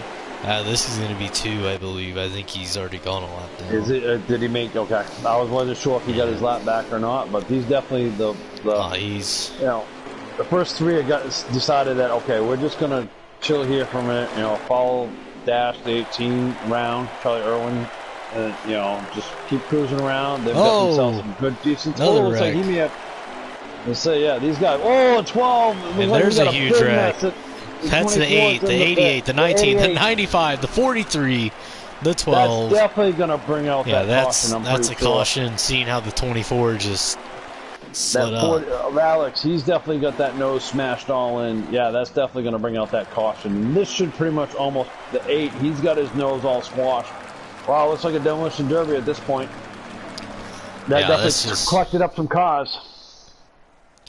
This is, there's some tempers on the radios again, so we're gonna listening to that. As there might be definitely a little bit of conversation between some people on pit road come after this race. That's for sure. Yeah, this is gonna be interesting. This is gonna put them at about 24, 23 to go. So pitting here, 2 tires is gonna be a huge option. We saw that come into play last night for a stage point. I don't know with the cup cars, Larson. With the cup cars, I don't know if I'd want to push that 2-tire issue just because of the way we've seen how things are going. I'd want those 4 first good years and that rubber underneath me to, be able to have that control. But they're definitely going to go at it now. We should be getting close to. I'm not sure if that brought us right to that pit. Being able to go the rest of the way on fuel or not. But they're definitely they're all stacked up again, and we're going to go at it one more time. Alright, and hearing, I think they're coming to 22 to go, so pit window is going to be in about 4 laps. So somebody could pit here shortly, take 2 tires, somebody could run it out, take 2 tires. I think it's just a matter of what they do. I think you're going to see people pit really early, you're going to see people pit in the middle, you're going to see people pit really late, and I think if you pit really late, you're going to have to take 2 tires. If you pit really early, you might as well just take 4 and just try to gain as much time as you can. Exactly, and that's just it. It's going to be about right now at this point, from the way these guys are racing tonight, you can't save nothing because of the fact is how hard they are racing. Because you're just not going to be able to make it if you do. That's for sure. It's going to be a lot for these drivers. I'm hearing that we might have a driver or 2 in the back trying to save a little bit, so we'll have to see if that does anything for him. 20 of Alvinsville, he's back up towards the front. It's a tough decision when you start doing that because of, you're going to lose a lot of time. I said you might be able to get away with a lap and a half to go down. But it just takes the way these guys are driving and the speed that they're driving is going to be so tough. Plus, they have to save about three laps of fuel. So that's there goes a 53. That's a huge wreck. That's gonna that will be a caution for sure. Looks like 39, 95, one car, 51. Looks like the 19 was in like that right front let go, and it just shot him right into that wall nose first, and it just I think it was just up. overcorrection there, and that's just in front of the whole field. So that's gonna put him in the pit window. So forget the pit stops. It's gonna be a dash, and I don't know. It's just they're just having troubles off of turn 4 tonight, and I wasn't expecting that from the Cup guys. I mean, I figured the Xfinity drivers, may have that kind of trouble, but I was not expecting that the Cup guys. But as I said, when we did the pre-race, the Cup cars are totally different. The dynamics, the aero package and stuff is totally different than the Xfinity cars. Looks like we got pit strategy here with Matt Martin towards the front. He's going to be the leader now. And they're coming down to the line. Yep, the fuel strategy's gone out the window. Pit tires are gone out the window. It's green all the way from here. Hopefully it's green all the way from here. But these guys are going to go at it one more time. Tighten them, but definitely want to cinch those belts up because we might need it after this one. Yeah, that's going to be a big thing. It looks like Matt Martin trying to hold him off, but that's for Cash. He's going to be able to go. Oh, here comes the 20. Into turn 4. He shot it through the middle. He's going for the lead. That is Albertsville. If any time you want to do something like that and take that thing 3 wide in turn 4, now's the time to do it. And the fact that he just took the lead doing that too. Like, he just powered all of them. Looks like the 3 of Ethan Bergloff had a little bit of a squirrely moment there. But here they come through turns 3 and 4. You got Albertsville, Charlie Irwin, Connor McInerney, Brandon Bergloff there on that inside line. Ethan Bergloff, he's behind his brother here. They just took 14 to go. Again, pit stops aren't going to be a factor. It's just gun it for the finish at this point. And this is where you got to make a decision. Do I take what I got, or do I push the issue? And then the way this race has been developing, and I would almost want to be a little more conservative just because of the way things have been going. I think they've been pushing this whole race. I don't think there's been any low. Oh no, they've left nothing out there. It's been to the floor from get-go, and they definitely were showing that's for sure. And you can see it too because of the dynamic of how the race has been. By pushing it and pushing it a little bit harder than, maybe pushing a little bit harder. Oh, there's some contact on the rear quarter. Somebody got a little bit loose there. But looking at the lineup here, I'm seeing that Jarrett Reese, he's not in the stage points here. That's going to help Dash for Cash if he can keep the lead here. Going to be a 10 extra point gain against Jarrett Reese here. Looks like Jarrett might have just got to the 10th position. I'll count the cars. And I said the point standings right now, the top 10, they're not no different than maybe 20 points separating each, 1 through 10. So I mean, we could definitely have some position changes coming after this one. That's for sure. Yeah, I know the top 3, they were all separated by about 20 to 30 points. If Jarrett Reese only gets 1 here, if Charlie Irwin capitalizes with 10, maybe 9. It's going to be a big swing in the points there. Looks like Brandon Bergloff, he's trying to go for the lead. Yet the 43 of Connor McInerney, he went a little bit wide. But that's another thing I'm seeing is that somebody can get under somebody. It's really hard to get past them, though. They can usually use the car as a little bit of an air buffer to get around the corner. And that's what I was talking about before, was that if you can get on the outside of that car, that inside car, if you can keep the momentum up and hold it, that inside car is going to have to lift coming off that corner because he's going to push up some. And here's a little prime example between the 12 and the 18. I mean, he's got to let off that gas just a little bit because if he doesn't, he's going to push up into that outside car, and that will lose some serious momentum going in. It will, but it looks like the 12 car has finally got the lead here. So Brandon Bergloff, He's going to be up at the front now. We're going to switch to his car. But we definitely Brandon, have 1 through 10 over on the blanket. They're definitely, yeah, they're not breaking away like they were before, like and top they're 8. definitely going at it. Oh, top 8, thank you. Yeah, we got top I 8. can take my shoes off, bub. Yeah, we got top 8 all within, or at least all notes to tail. We had a little bit of a runner there. Yep. One car in the grass again. These guys, it's that quad oval coming in that is so easy to get in that grass. Well, just getting loose off of 4 remarkable. isn't helping a lot of these guys, but it's just fascinating how many drivers are having troubles with it. It's like it's been going on all race and they still aren't really getting a grasp of it. They still haven't got it down back. Yep. Maybe it's just it being a daytime race, because well, no, we raced in daytime last night. I think it's a little bit more that these guys are pushing a little bit harder than what we did last night. I think the Xfinity races both ran in the daytime, though. I think they would have been running the night race. It might have changed so they were running the day race, but maybe it's just, I don't know. But maybe it's last just night making it a little bit had. slicker. I mean, last night we had that kind of the grass issue, and it doesn't take much. There's another one that collected up some of the grass. As Jade, he just the 53, he just snagged up in that. Someone's up on the wall there. Now it's so easy in that quad oval that Texas has that car can push really quick into that grass, and especially when you're racing hard. And next thing you know, it changes the whole dynamic of things when you hit that grass, because it definitely affects your car and how it handles. Yeah, and looking up towards 4th place here, the 53 of Jade Burr and the 43 of Connor McInerney have touched a couple of doors in the last lap or two. Keith Ayers just gave Connor McInerney a bump. That's going to give Jade Burr that position. Ethan Bergloff under Connor now.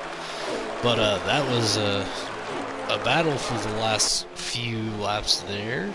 But Jade Bird's out in front of this front, or in this second pack. He's trying to separate a little bit away, trying to sneak away a little bit, but trying to get this draft in front of him. It looks like.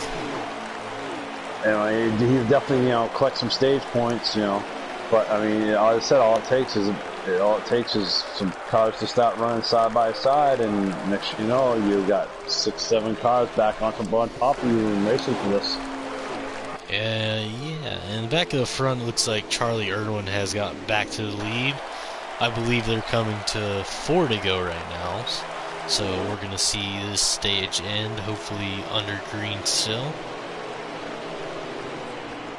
You got the 12 with Brandon Bergloff. He's staying right there. I think he's just waiting towards the end, maybe to give a bumper, maybe try to make a move, trying to get the tires cooled down a little bit. And he's had a great recovery. I mean, he's had a few incidents on track, this and that. The crew's done a great job on getting that car back together again. And I'm telling you, that magic tape is... He's holding his own.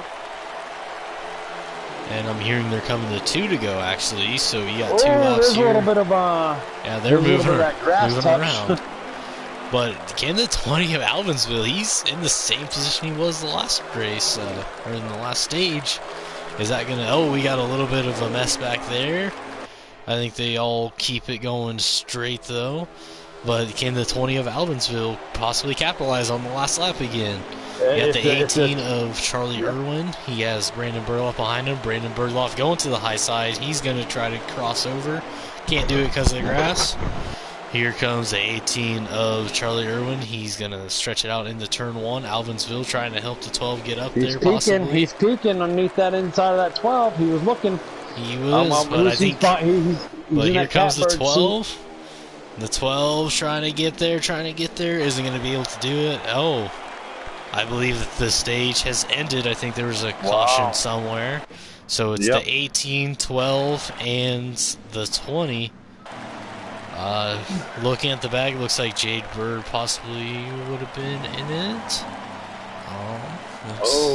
He's definitely, we did talk to him in the pre-race, Larson, and he said that this wasn't his favorite track, and it wasn't his best track, and he definitely, he's just gonna now we're getting to that final part where this is a long stint for this final stage, and Now you definitely got to get yourself settled down. As long as you're still on the lead lap and not too far behind, get yourself settled down and be very patient with this lap, with this last stage. And they're gonna get going here. We'll see how many laps they have for this last stage. Oh, looks like Charlie Irwin is gonna bring it to the line. Oh.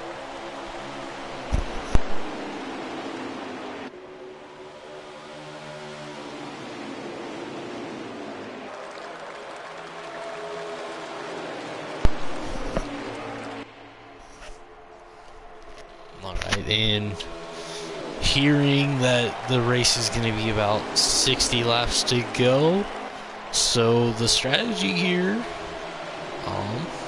we'll hear, I believe they're at 59 now, so the strategy here, they could possibly make it on 2 stops, but they'd have to split it up into 20 lap runs, save a lap of fuel here and there. And well, if you can, I mean, the way these guys are running, Marcin, it's going to be tough to save anything because they're definitely got the hammer down. You know, it's through the floor into the carburetor as far as they can go, and those hamsters are running really hard. And I don't know what you can do to save anything because I don't think you really can the way these guys are driving. I think somebody towards the back could save enough to, because they're just going to have to save maybe 1, maybe 2 laps to try to get to the 2 pit stops. But I think if they do a 3-stop strategy, you're going to see them split it up into segments of 15, like the first stage at the end. They're going to go 15 to 30 to 45 and try to hope that they can make up enough time over anybody that does try to go for the 2-stop strategy.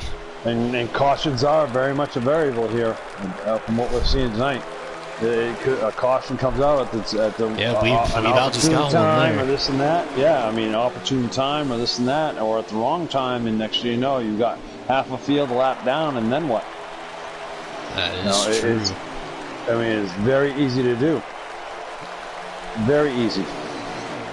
Very easy. It's going to be a big thing. Plus, I mean, we've only seen 1 green flag pit stop, and when that happened, we had some issues with some drivers getting onto pit road, so we'll have to see if that's going to hinder some people who maybe not have the experience of getting onto pit road or haven't. Even with the experience. I mean, we ran into that last night. You know, myself, you know, a few others. You know, as I said, we talked about that a lot. That transition coming off from turn 4, trying to hit that pit road as best as you can, and it doesn't take much, especially if you get into that long run. Oh, 12! He tagged the wall. He tagged up some others. There goes the 43. Is that gonna cause a caution? We're gonna have to see. No, I don't think so. But he was nose right up against that wall. I'm actually riding with the 43 right now, and he definitely got some serious nose damage. Took out the 43 there, so that's gonna. There's no caution here. It looks like that's gonna not fall into some people's favor, unfortunately. But still going green after that. The 18 of Charlie Irwin is still going strong. He has the 3-car Ethan Bergloff, the 20 of Alvinsville, the 8 of Scorpius, and the 39 of Jarrett Reese. Jarrett Reese has been quiet most of the race. He's making his way up towards the wall a little bit. He's going to let the 53 get by him. That is...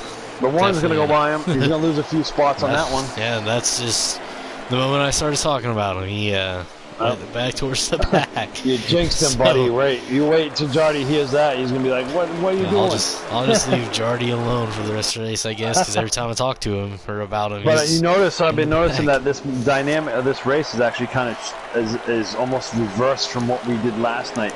We were settled down. There's another one through the grass. A 95, he's just flying through the grass. He felt like they missed the spot. But, we did it last night. Like, we settled down on the first 2 stages, and then the 3rd stage, business started picking up. Here it's been the first 2 stages. Business was definitely heated up, and now it seems to kind of settle down a little bit, knowing that, okay, we got to get this, squared away and settled in and get some laps in. It looks like that's maybe where we're headed right now at this point. 20 car in the grass. Man, I'm like gonna he's send gonna an be email to good. Texas saying, listen, you gotta get rid of that grass because we need some Yeah, more it's- racing surface because it's just not wide enough.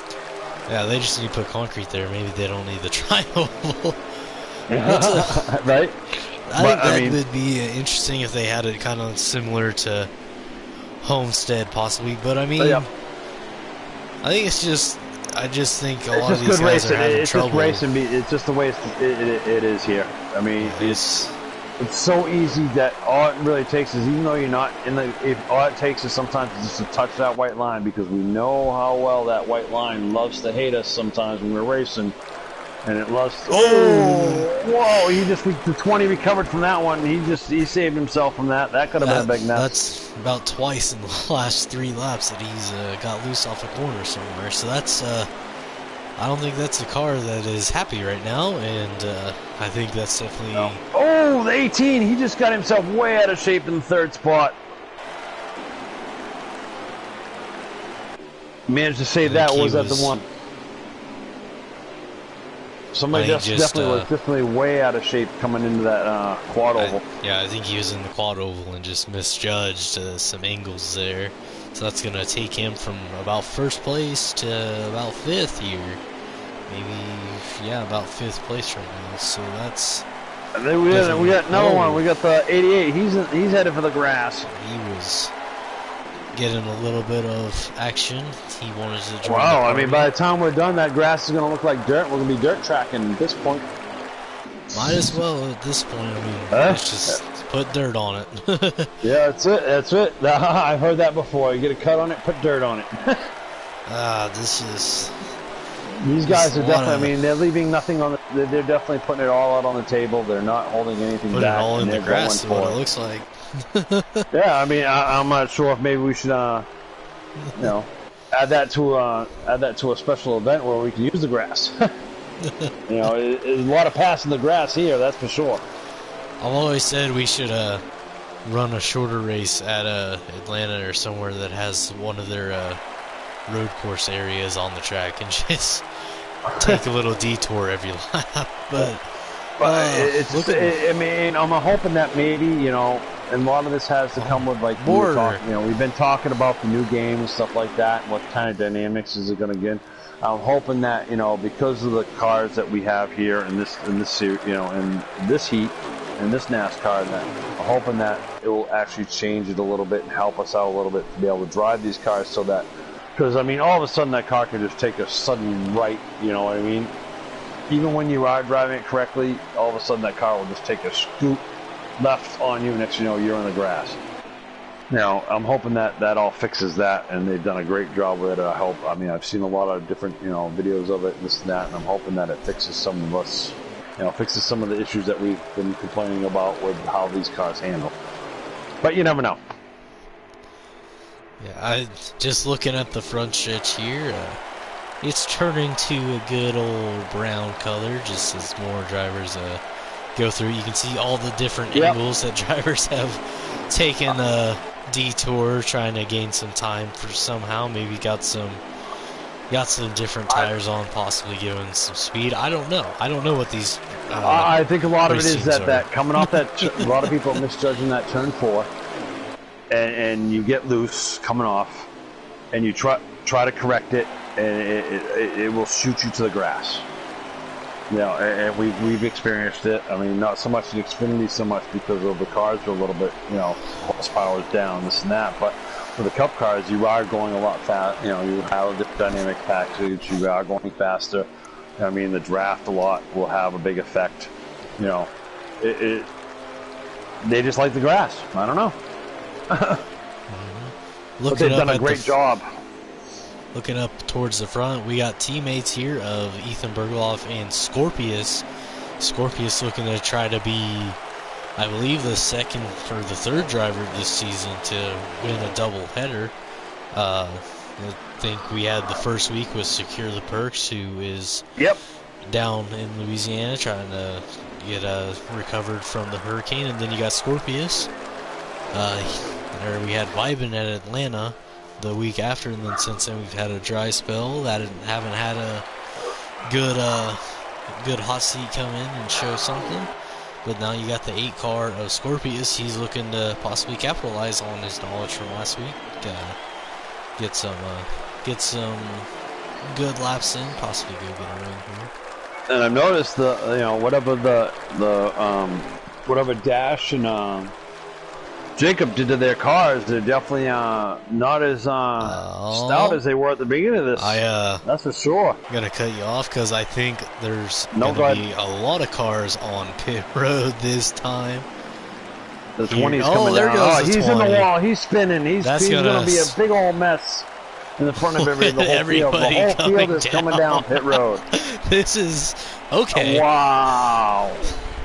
That could have been. Everybody did a great job in dodging that 20. Looks like he's dead stop. He's trying to back up. I've never seen this game. I've never seen so many cars. I do know that if you miss pit road and you come, where the commitment line is, that if you end up spinning and you end up getting around that commitment line, the commitment line, and you get around it, you actually will miss pit road completely. Yeah, you don't. I mean, it totally glitches you. Yeah, but he definitely, that could have been a big catastrophe because he spun right at the commitment line in front of everybody. The whole field was actually coming down pretty much at that point. Yeah, and it looks like still coming off the pit road, Ethan Bergloff still going to have the lead here. So he's going to leave his teammate Scorpius. It looks like Brandon Bergloff in the 12 is third, the 43 of Jade Burr. And that was the thing. They were all coming down in the pack, and I was hearing that there was a lot of people back there laying off, trying to make sure they weren't running into anybody. You have Ethan Bergloff, you have the 8 car of Scorpius. They had free runs down into the pit lane. They went as hard as they could. They're stretched out their gap. So that's, I mean, everyone pitting at once kind of just hurt a few people and hurt some of their times. I very much agree. They're definitely flipping through the field here. Some of those guys, some of those guys definitely got some damage out of that. The 42, he's finally decided he's going to come down pit road. He decided, maybe I'll miss that mess and I'll just go around one more time. I think he's on. I think he's possibly laps down though from earlier, so I don't think he is a factor. No, I agree. Yeah. I agree. I mean, definitely. I said I flipping through the 53. He's got damage. The 51. He's got damage. I mean, that definitely added. And I'm hearing that in that pit exchange, the 1 car of Keith Ayers and the 18 of Charlie Irwin, they both had a speeding penalty. So that's gonna take them out of the race, barring any cautions. Well, that pit stop spread out the field, so maybe with a more spread out field, we might not see a caution come out. We'll just have to see on that. Yep, we'll just have to ride this one out now, buddy, because of definitely the field is. I'm flipping through the field now as I slip through. Which you got, and nobody can see. Flipping through this. They definitely got these guys spread out a little bit. But remember yesterday, our field was the same way until about 20 laps to go. Well, even with no cautions, next thing you know, you got 5-6 cars on top of each other. If they work for it, but you got to work for it. It's true. And looking at the lap count, they're coming to 35 to go. They pitted at around 40-41. So pit stops here. I think I'm going to assume that they might be able to make it on 1. I think some people are going to try. I think it's going to be very interesting to see who can come out with the win here, who tries to stretch it, what happens with everybody. The key here would be, at this point, being so stretched out, is find someone that's on about the same lap with you. If you're on the lead lap, is finding someone that you can ride with, same lap, get nose to tail, leave a little bubble between each other, don't push the issue, and just start drafting your way back up through the pack, even though it is spread out. Because if that one car that's in front of you, right now I'm riding around with the 53. And you got the 12 ahead of him, but you got the 51 behind the 53. If those two get teamed up and tagged up and don't race each other, you can run down 1 car at a time. you're just going to have to give a little and take a little, as you know, as I talk about a lot sometimes. That's what it's going to take to get back to where you want to be. Looking at the front two, definitely seeing this 8 car. It looks like he's slowly catching this 3 of Ethan Bergloff. If he can get up there, get his drafts, he's definitely going to pull up to his bumper and try to possibly be close on the next round of pit stops. I believe we're just about 31 to go. We might be 1 or 2 off, but according to my counter, we're at 31 right now.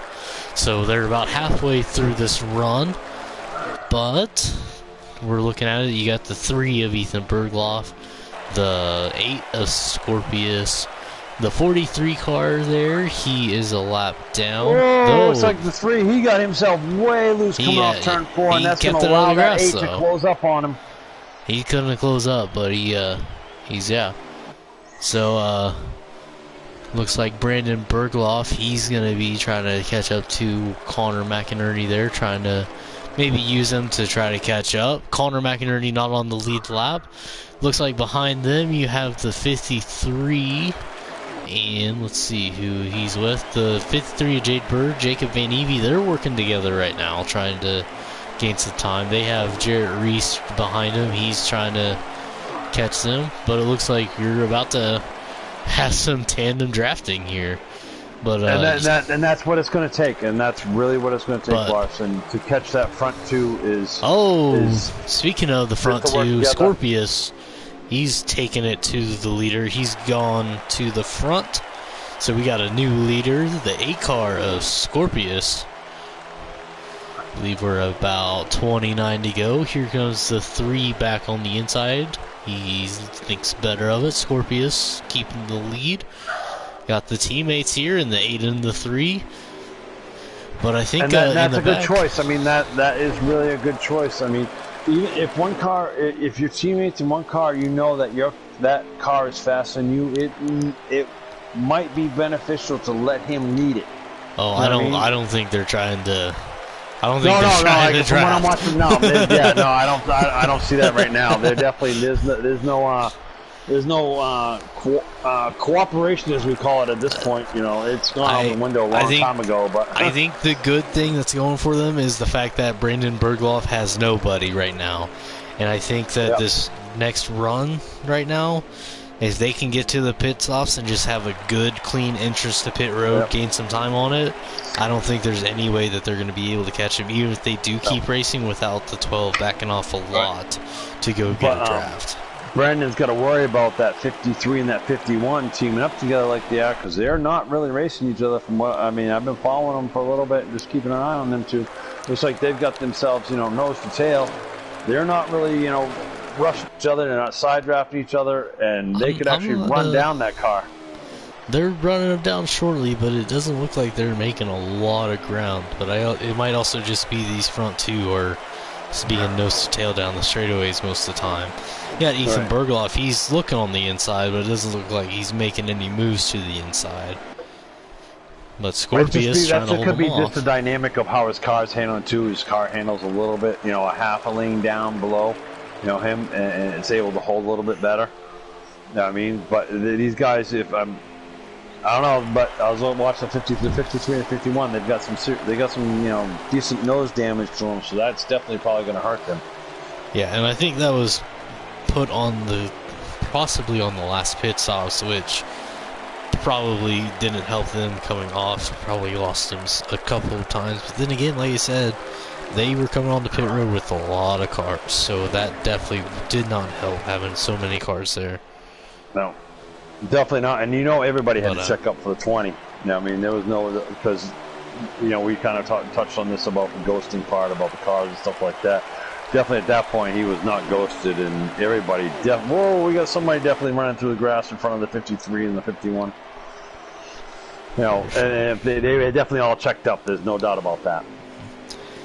But towards the front, this 8 car is still holding them. It looks like the 3. He just took a big old hit in the wall. That's definitely going to separate him and the 51. And he's gonna lose a good amount of time. Looks like Jarrett Reese, he lost 1 spot to Jacob Van Evie. Oh, Jarrett Reese has a little bit of lag on here. Oh yeah, there was definitely a spike there somewhere with a 53 in the 39, I believe that is the custom. I think that's who that is. I'm trying to change my camera view a little bit so I see a little bit better. But I saw that little bit of a spike there that looked like cost the 53 some. It's gonna cost him probably 2 spots with that. Probably scared him, honestly.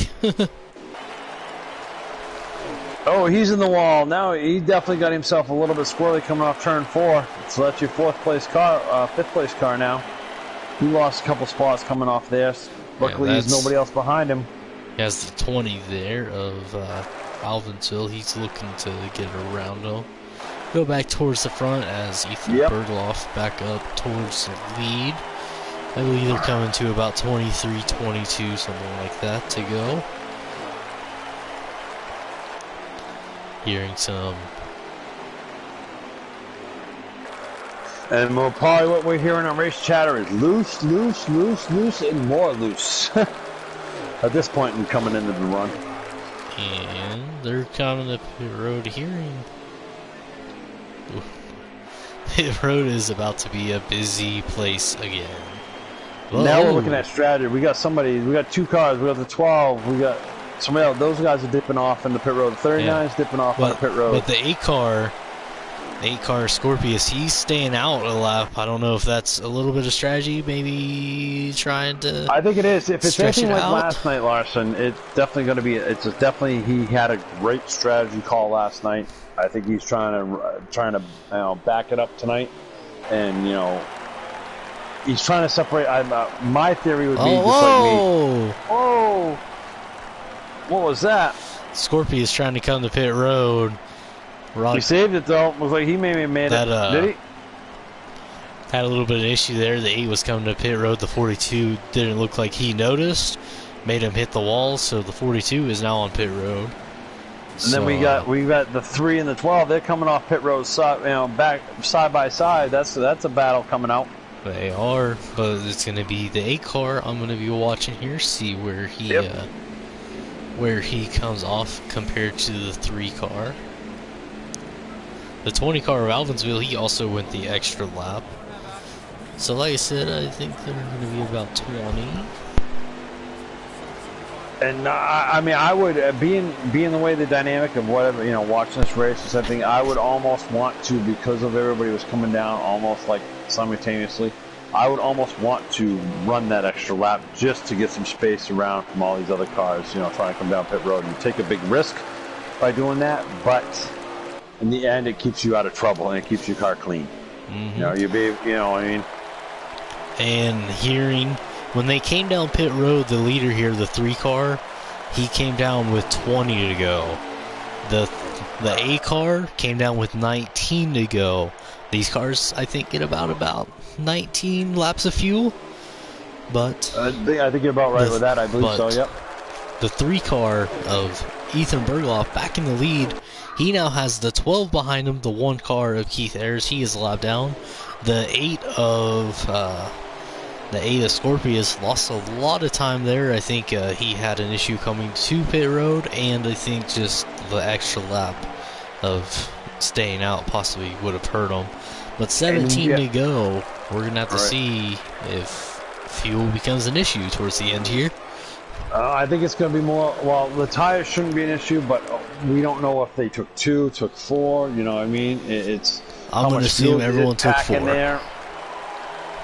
I mean, I know we do know that from last night's experience that you can get away with 2 and it will work, but I don't know with these guys. Not with this long. I think everybody took 4 just because it's going to be a long run. It's going to be a full run here. You definitely got to be very patient with this run. That's for sure. I think the big question is going to be fuel for me, because I think it's going to be really close. But you have the 3-car of Ethan Bergloff. He has his brother Brandon Bergloff. They're going to be working together to try to see maybe the 12 here, though. He did this at Atlanta. He stayed behind his teammate Perks and just saved fuel that whole last run. Just stayed behind, just stayed close enough to have the draft to just run half throttle down the straightaways. But that draft, I mean, even think, at Texas, you wouldn't think Texas being, you know, it is a 1.5 mile. I mean, the draft is very kind of important here in the long, you know, coming down the, you know, coming down that back stretch and front stretch, you know, and looks like he might be just riding and just, you know, buying his time, and that's a smart choice to make. That's for sure. Mm-hmm. I think something interesting here. These are brothers racing for the win right now. They're 1-2 trying to make something happen here. I think something interesting is if they get together. I mean, do they possibly race each other harder? Martin, will he move him? I think my question would be just will they give him that bump and run coming off turn 4 if he's close enough? I think it's definitely possible. I think if you're going to do it, though, you got to do it in the turn 1 with how flat that is and how much you can get away from somebody. So we'll have to see if they are close enough. But the 3 of Ethan Berghoff, still your leader, coming to 12 to go. He's holding off the 12 of Brandon Berghoff, but the 12 might be using him to save some fuel. Again, fuel is a question right now. They might have been about a lap or 2 short coming down that last pit stop. We ran into that last night about being, the 12 is on the outside. You know, about the fuel mileage part of this race too, and we ran into that last night because a lot of us in the last stage, ran out of fuel. I believe I believe that's correct, right? Or was it the second stage? A lot of us ran out. It was the second stage where everyone was about a lap short, and that was just it cost some people a good start in the second stage. Had some people running out on the last lap. Definitely it gave Scorpius the stage win, I remember. So, but coming to 10 to go. I mean, that one car. I mean, is that the one's a lap down? No. Oh, we got the 42 on the front. He's in front of the leaders. Oh, he keeps it up high. That was good job 42 trying to keep that car up high away from the leaders. Yeah, that was definitely a possible mess. The one car here not racing for the lead here. Okay. So you still have the 3 and the 12, but the one car definitely a factor if he tries to get around him here. Coming to question is he how many laps down? Is he one lap down? I believe he's 1 lap down. Oh, so he could actually, yeah. I mean, but that's still a lot of distance. There's the 42 again.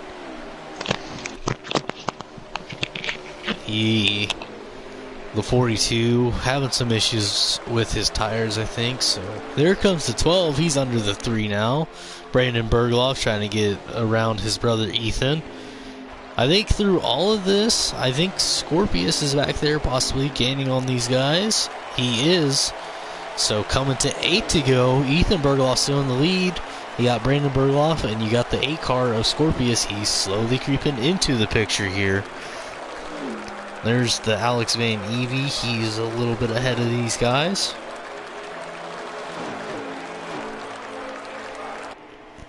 Down into turn 3.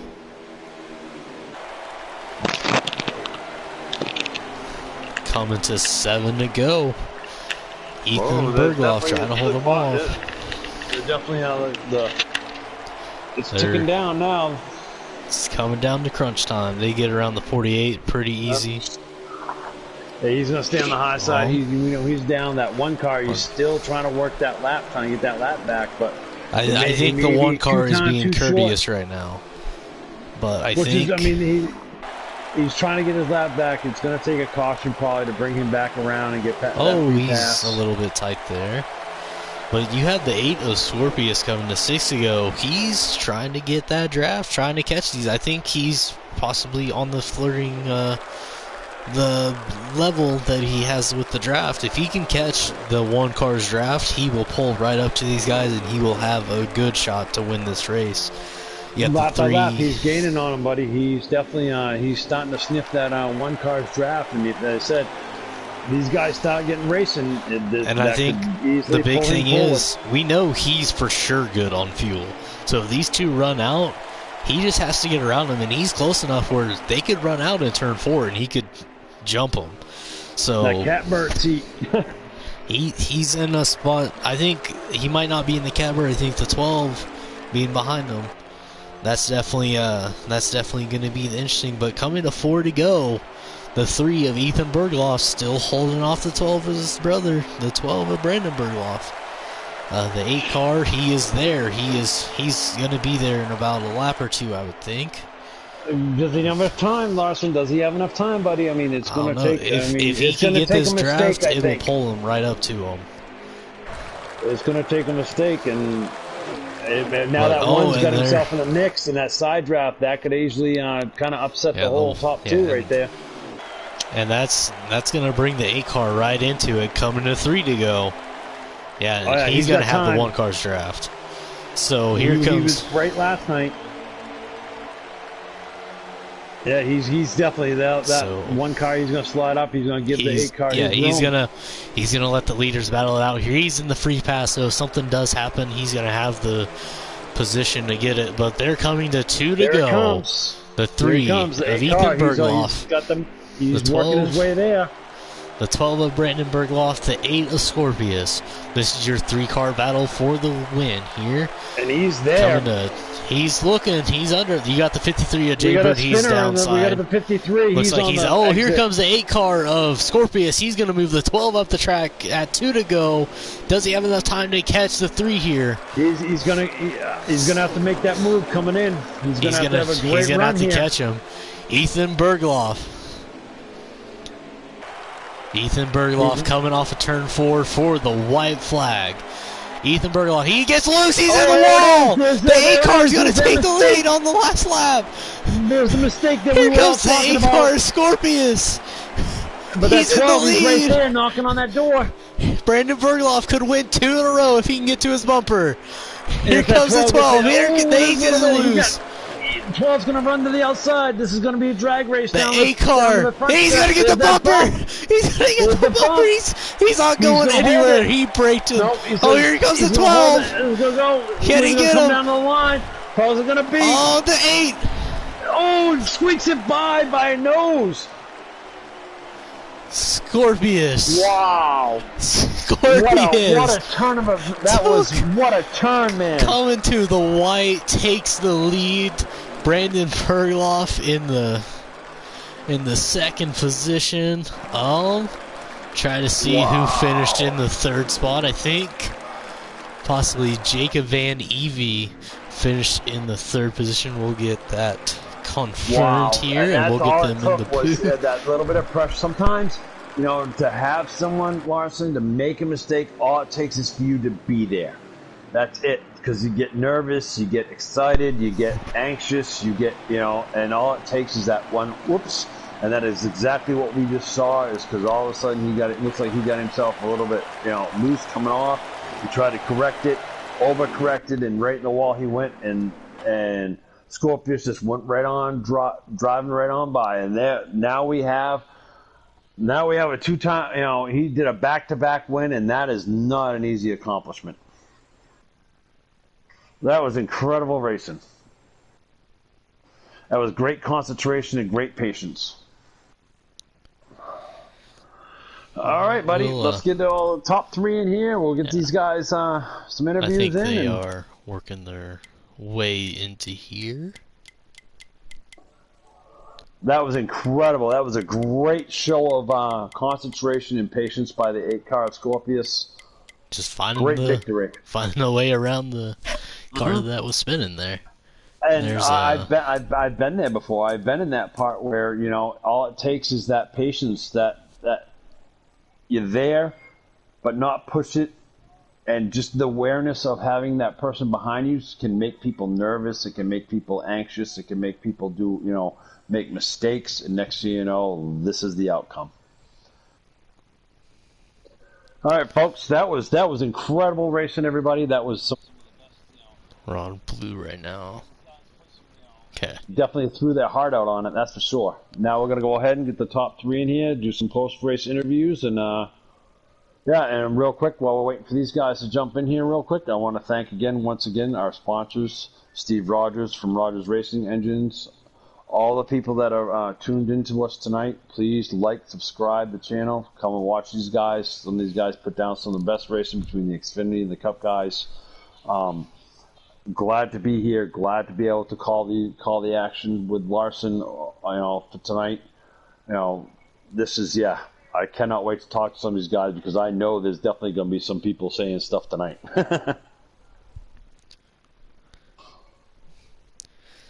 That is for sure. We'll try to get these top 3 in here. It was definitely a wild race towards the end. Yeah, there. It was definitely different than what we saw last night, wasn't it? And speaking of, we're gonna head down to Victory Lane to Scorpius. Man, Scorpius, you coming to 5 to go. You sat in 3rd, and you were probably about a second back. Coming to the white flag. The 3 car has a mistake. You take the lead. What were you feeling going to the white flag and just seeing the C part, seeing the clean track in front of you? Oh, bro, my hands were sweating so bad. Oh man, it was a great race. I had fun.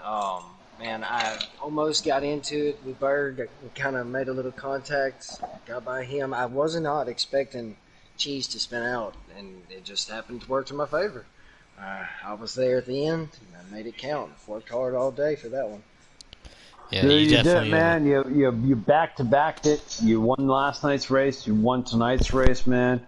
I mean, great patience, great awareness of where you're at. You stuck to it. You never gave up, and you came out with a great a first place finish, man. I mean, congratulations. I mean, that was some of the best. Had to be some of the best patience and concentration I've seen, with somebody, coming from sitting in a hot seat, from the Xfinity Series to the Cup Series with some of these guys, and incredible job, buddy. Definitely incredible job. Thank you, man. I appreciate it. I was just trying to race a clean race with everybody. If I stepped on toes, like I said at the end, when it came down to the end, I had no choice. I had to go for it. I had to get the sweep. Yeah. Well, watching you guys compared to what we went through last night, it was a totally different dynamic. The Xfinity guys were patient in the first 2 stages, and working things out and trying to get things good. You guys put the hammer to it from get-go, from start. You were not leaving anything left on the table. You guys were going for it, and recoveries, some of with some incidences and this and that, and it was incredible to watch some of the action that we saw tonight. Thank you, man. I can tell you're right, because you can definitely tell the difference between the leagues, because nobody held back. I don't know how I even stayed up there with them. I thought I was going to be out of it by stage 2. I said, there's no way. But I found a setup, but nobody saved. They were pushing hard. Yeah, they definitely were pushing. I mean, you could definitely. I agree with that. The distinguishing between the 2 series, was that you guys definitely left nothing on the table. You guys definitely pushed it hard all the way through the race. No matter what diversities between, if you had an issue at the beginning or had an issue at the end, you guys came back. You guys worked towards it, and it was just great overall racing in general. Heck yeah. So now we have Mr. Jacob Van Avey, Trump Train. Great job, buddy. So tell us about what you went through, because you definitely had a diversity in your race, that's for sure. Yeah, I can say I did the same setup I did yesterday's race, and I thought pretty good there. This race was the same way I was planned on, just racing clean, pushing hard, get away from the pack, and yeah, I guess being a penalty, I hit the wall the first stage, spinning out to pit road. Then I just trying to get it all back from there. Then I seen Cheese spin out. I'm like, yay, I get to catch up to Cheese in the last stage. And then I just passed to come out of 4 across the infield just to get 3rd. It was an exciting race all a around. third's a third, no matter how, whether it's a pass in the grass or sideways to the grass. A third's a third, buddy. You can never ever take that away from you. That's for sure. It's still a podium finish, my friend. Yeah. I mean, granted, it was the car. Now, tell me, Trump, the cars between last night's race, Xfinity race, and tonight's race. What was the differences? What was the hardest thing to adapt to? Control. Xfinity cars are way tighter, come out of the corner, and these NASCAR cars are sideways no matter what you do. Come out of the corner. And you could see it definitely. I mean, when you guys got later on in the run, you could definitely see the control factor change. Mm-hmm. You know, and how much you had to really let off and try to keep that, especially coming off that turn 4, because we know that turn 4 is very treacherous when you start getting those worn tires. Right. And you could see the difference of last night to tonight on how quickly these cars will get loose and how quickly they can change on you. And, you know, it's a great job. I mean, you had a great, I thought you were going to lock this thing up, and then all of a sudden, you know, some things changes during the race and this and that or whatever. Right. But you had a great recovery.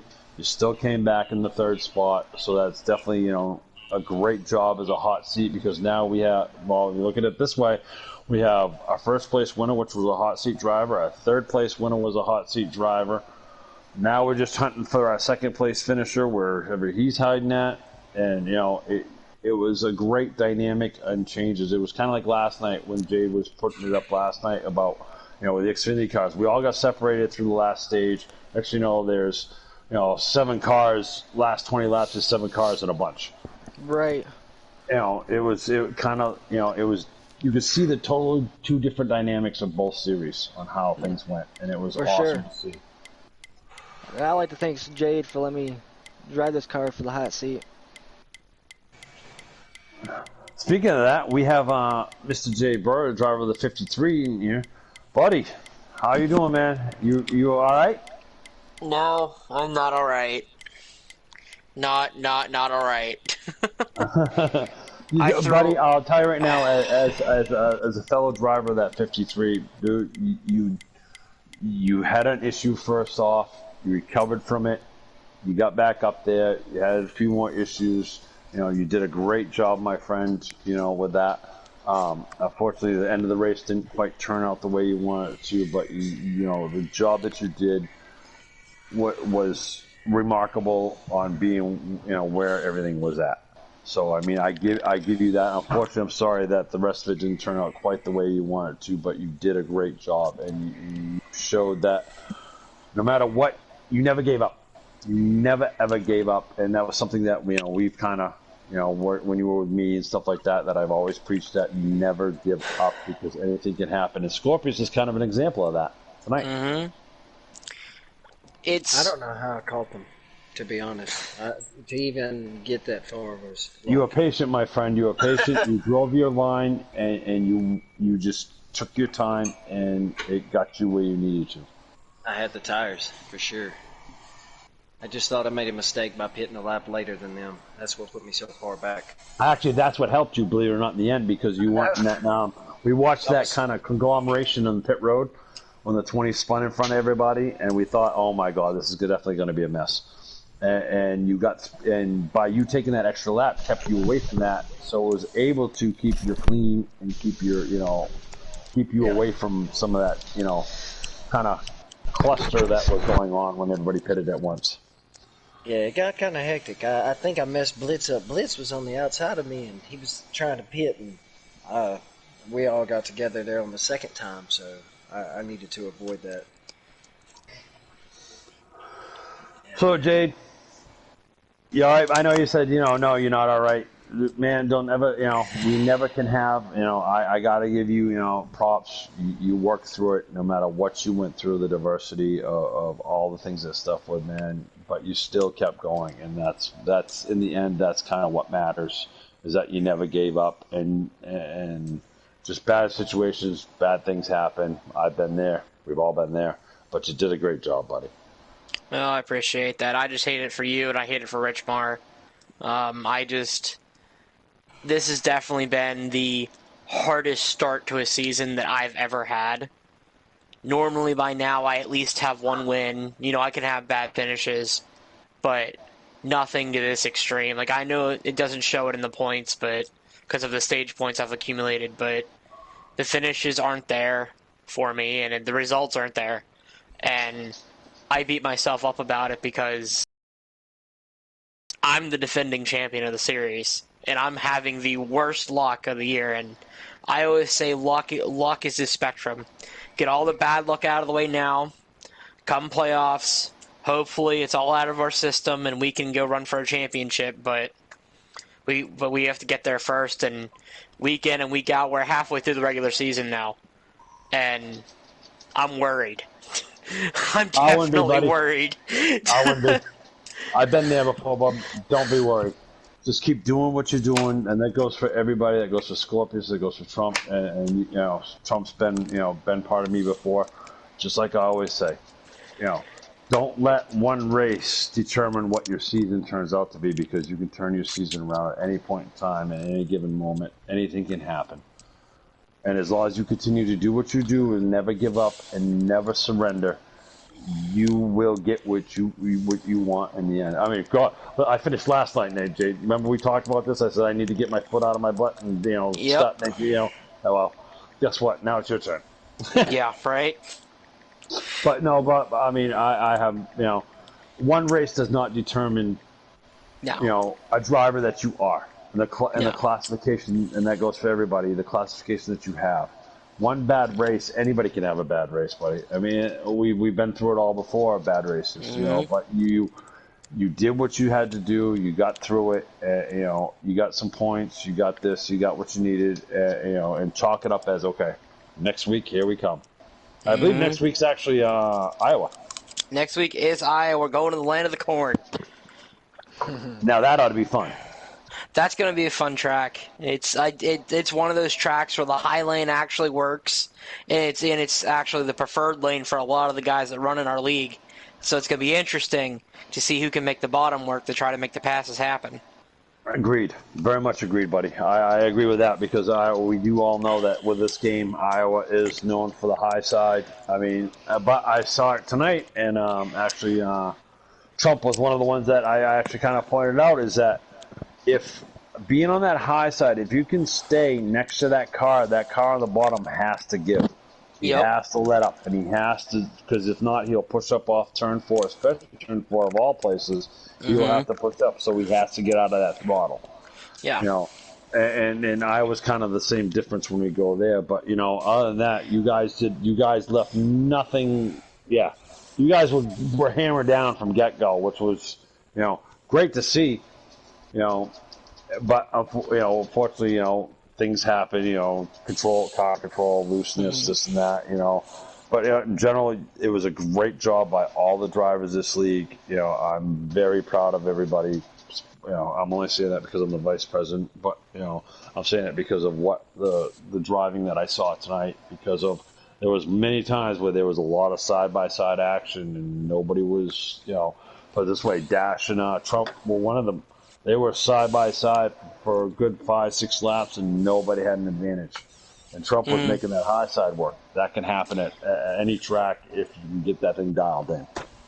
It's like I can have a horrible night for myself, but I still carry myself with that this league and everyone who's in it, the amount of respect that comes from each driver, that comes from our admins, that goes to our admins for the racing that is on the track, off the track, is amazing. We had a little bit more cautions than usual tonight for the Cup Series, but it's Texas. It happens. We had cars going through the grass, spinning out, wrecking. Like, it happens.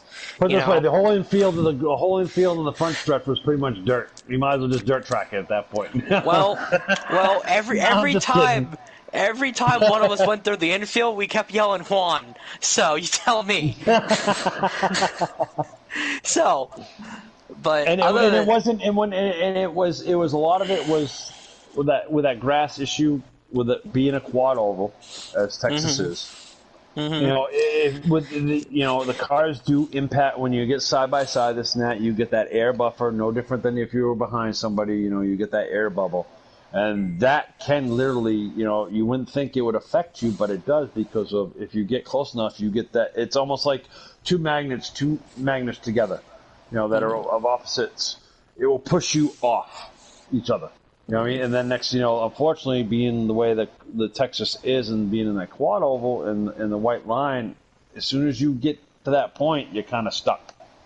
You know, it's either you gotta run what, you know, you can't do much about it, and then add the tire wear and this and that. You know, during later on in the runs, it's just a repercussion of how hard racing really is at Texas. Absolutely. But like I said, this Cup Series and even the Busch Series last night, these drivers put on a show day in and day out. And, you know, this is becoming more than just some guys that get together every week and race. And a quote... It's becoming a family, my friend, and it's an honor to be part of it. Yes. I want to end this stream with a quote in the kind of a prelude to what's going to be going on with me for Sunday, or Saturday rather. An old friend of Mike and I's, he lost everything in a flood. And this weekend, there's a charity race going on for it. Well, there's two of them. I'm entering both of them personally. And when I heard about it, and you know, I outreached to everybody to try to get, you know, so I can get involved for it. A old post came back to me that I posted back in my NASCAR days. There's more to racing than just winning. It's about the friendships built along the way. And I follow that 100%. You know that, of course. Yeah. That it's all great. Racing is all great and wonderful, and a championship is all great and wonderful, and a win is all great and wonderful. But how can you enjoy it if you don't have anybody to enjoy it with? Absolutely. And that's what this is. And then when you brought me into this and this and that, you know, and that's what I was hoping for, and that is what I've been. Yeah, that's what I've gotten out of this. You know, granted, I've been off and on with family stuff, but still, it just doesn't change the factor that the more and more as we go on from here to, you know, when we transfer to the 21, you know, NASCAR, you know, ignition and stuff like that. This is a family that sticks together, stands together, and works together, and what can be accomplished is incredible. I've been part of that. You've been part of that. You know, matter of fact, Steve Rogers, he's been part of that in some ways. You know, and this is what there is big things that can happen here, and it will happen. As long as we continue to do what we do, and that is the racing, the respect, the courtesy, and the family. And that is where we will, you know, and that is what this league will bring. And that is what it is bringing right now, because after 6 weeks, look what it's produced. Absolutely. Absolutely. But real quick, guys, before we sign this off, once again, I wanted to say thank you to everybody that was listening to us. Thank you for everybody that's been part of this broadcast. You know, I wanted to thank you again, Steve Rogers and Rogers Racing Engines, for supporting this league and supporting this family. We appreciate you 100%, more than we could ever probably say. All the drivers from both series, from the Xfinity to the Busch Series, to the Cup Series. Sorry about that. I want to thank my fellow broadcaster Larson for being part of this, which is also a driver in the Xfinity Series with me. Trump, Scorpius, Jade, you guys, incredible job. Continue doing what you're doing, and that we will go places that you never thought could be dreamed of. And please, guys, everybody that has watched this, hit like, subscribe, come and check out the YouTube channel, come and check out some of these drivers, root for them, because they deserve your support, and these guys are great. Thank you.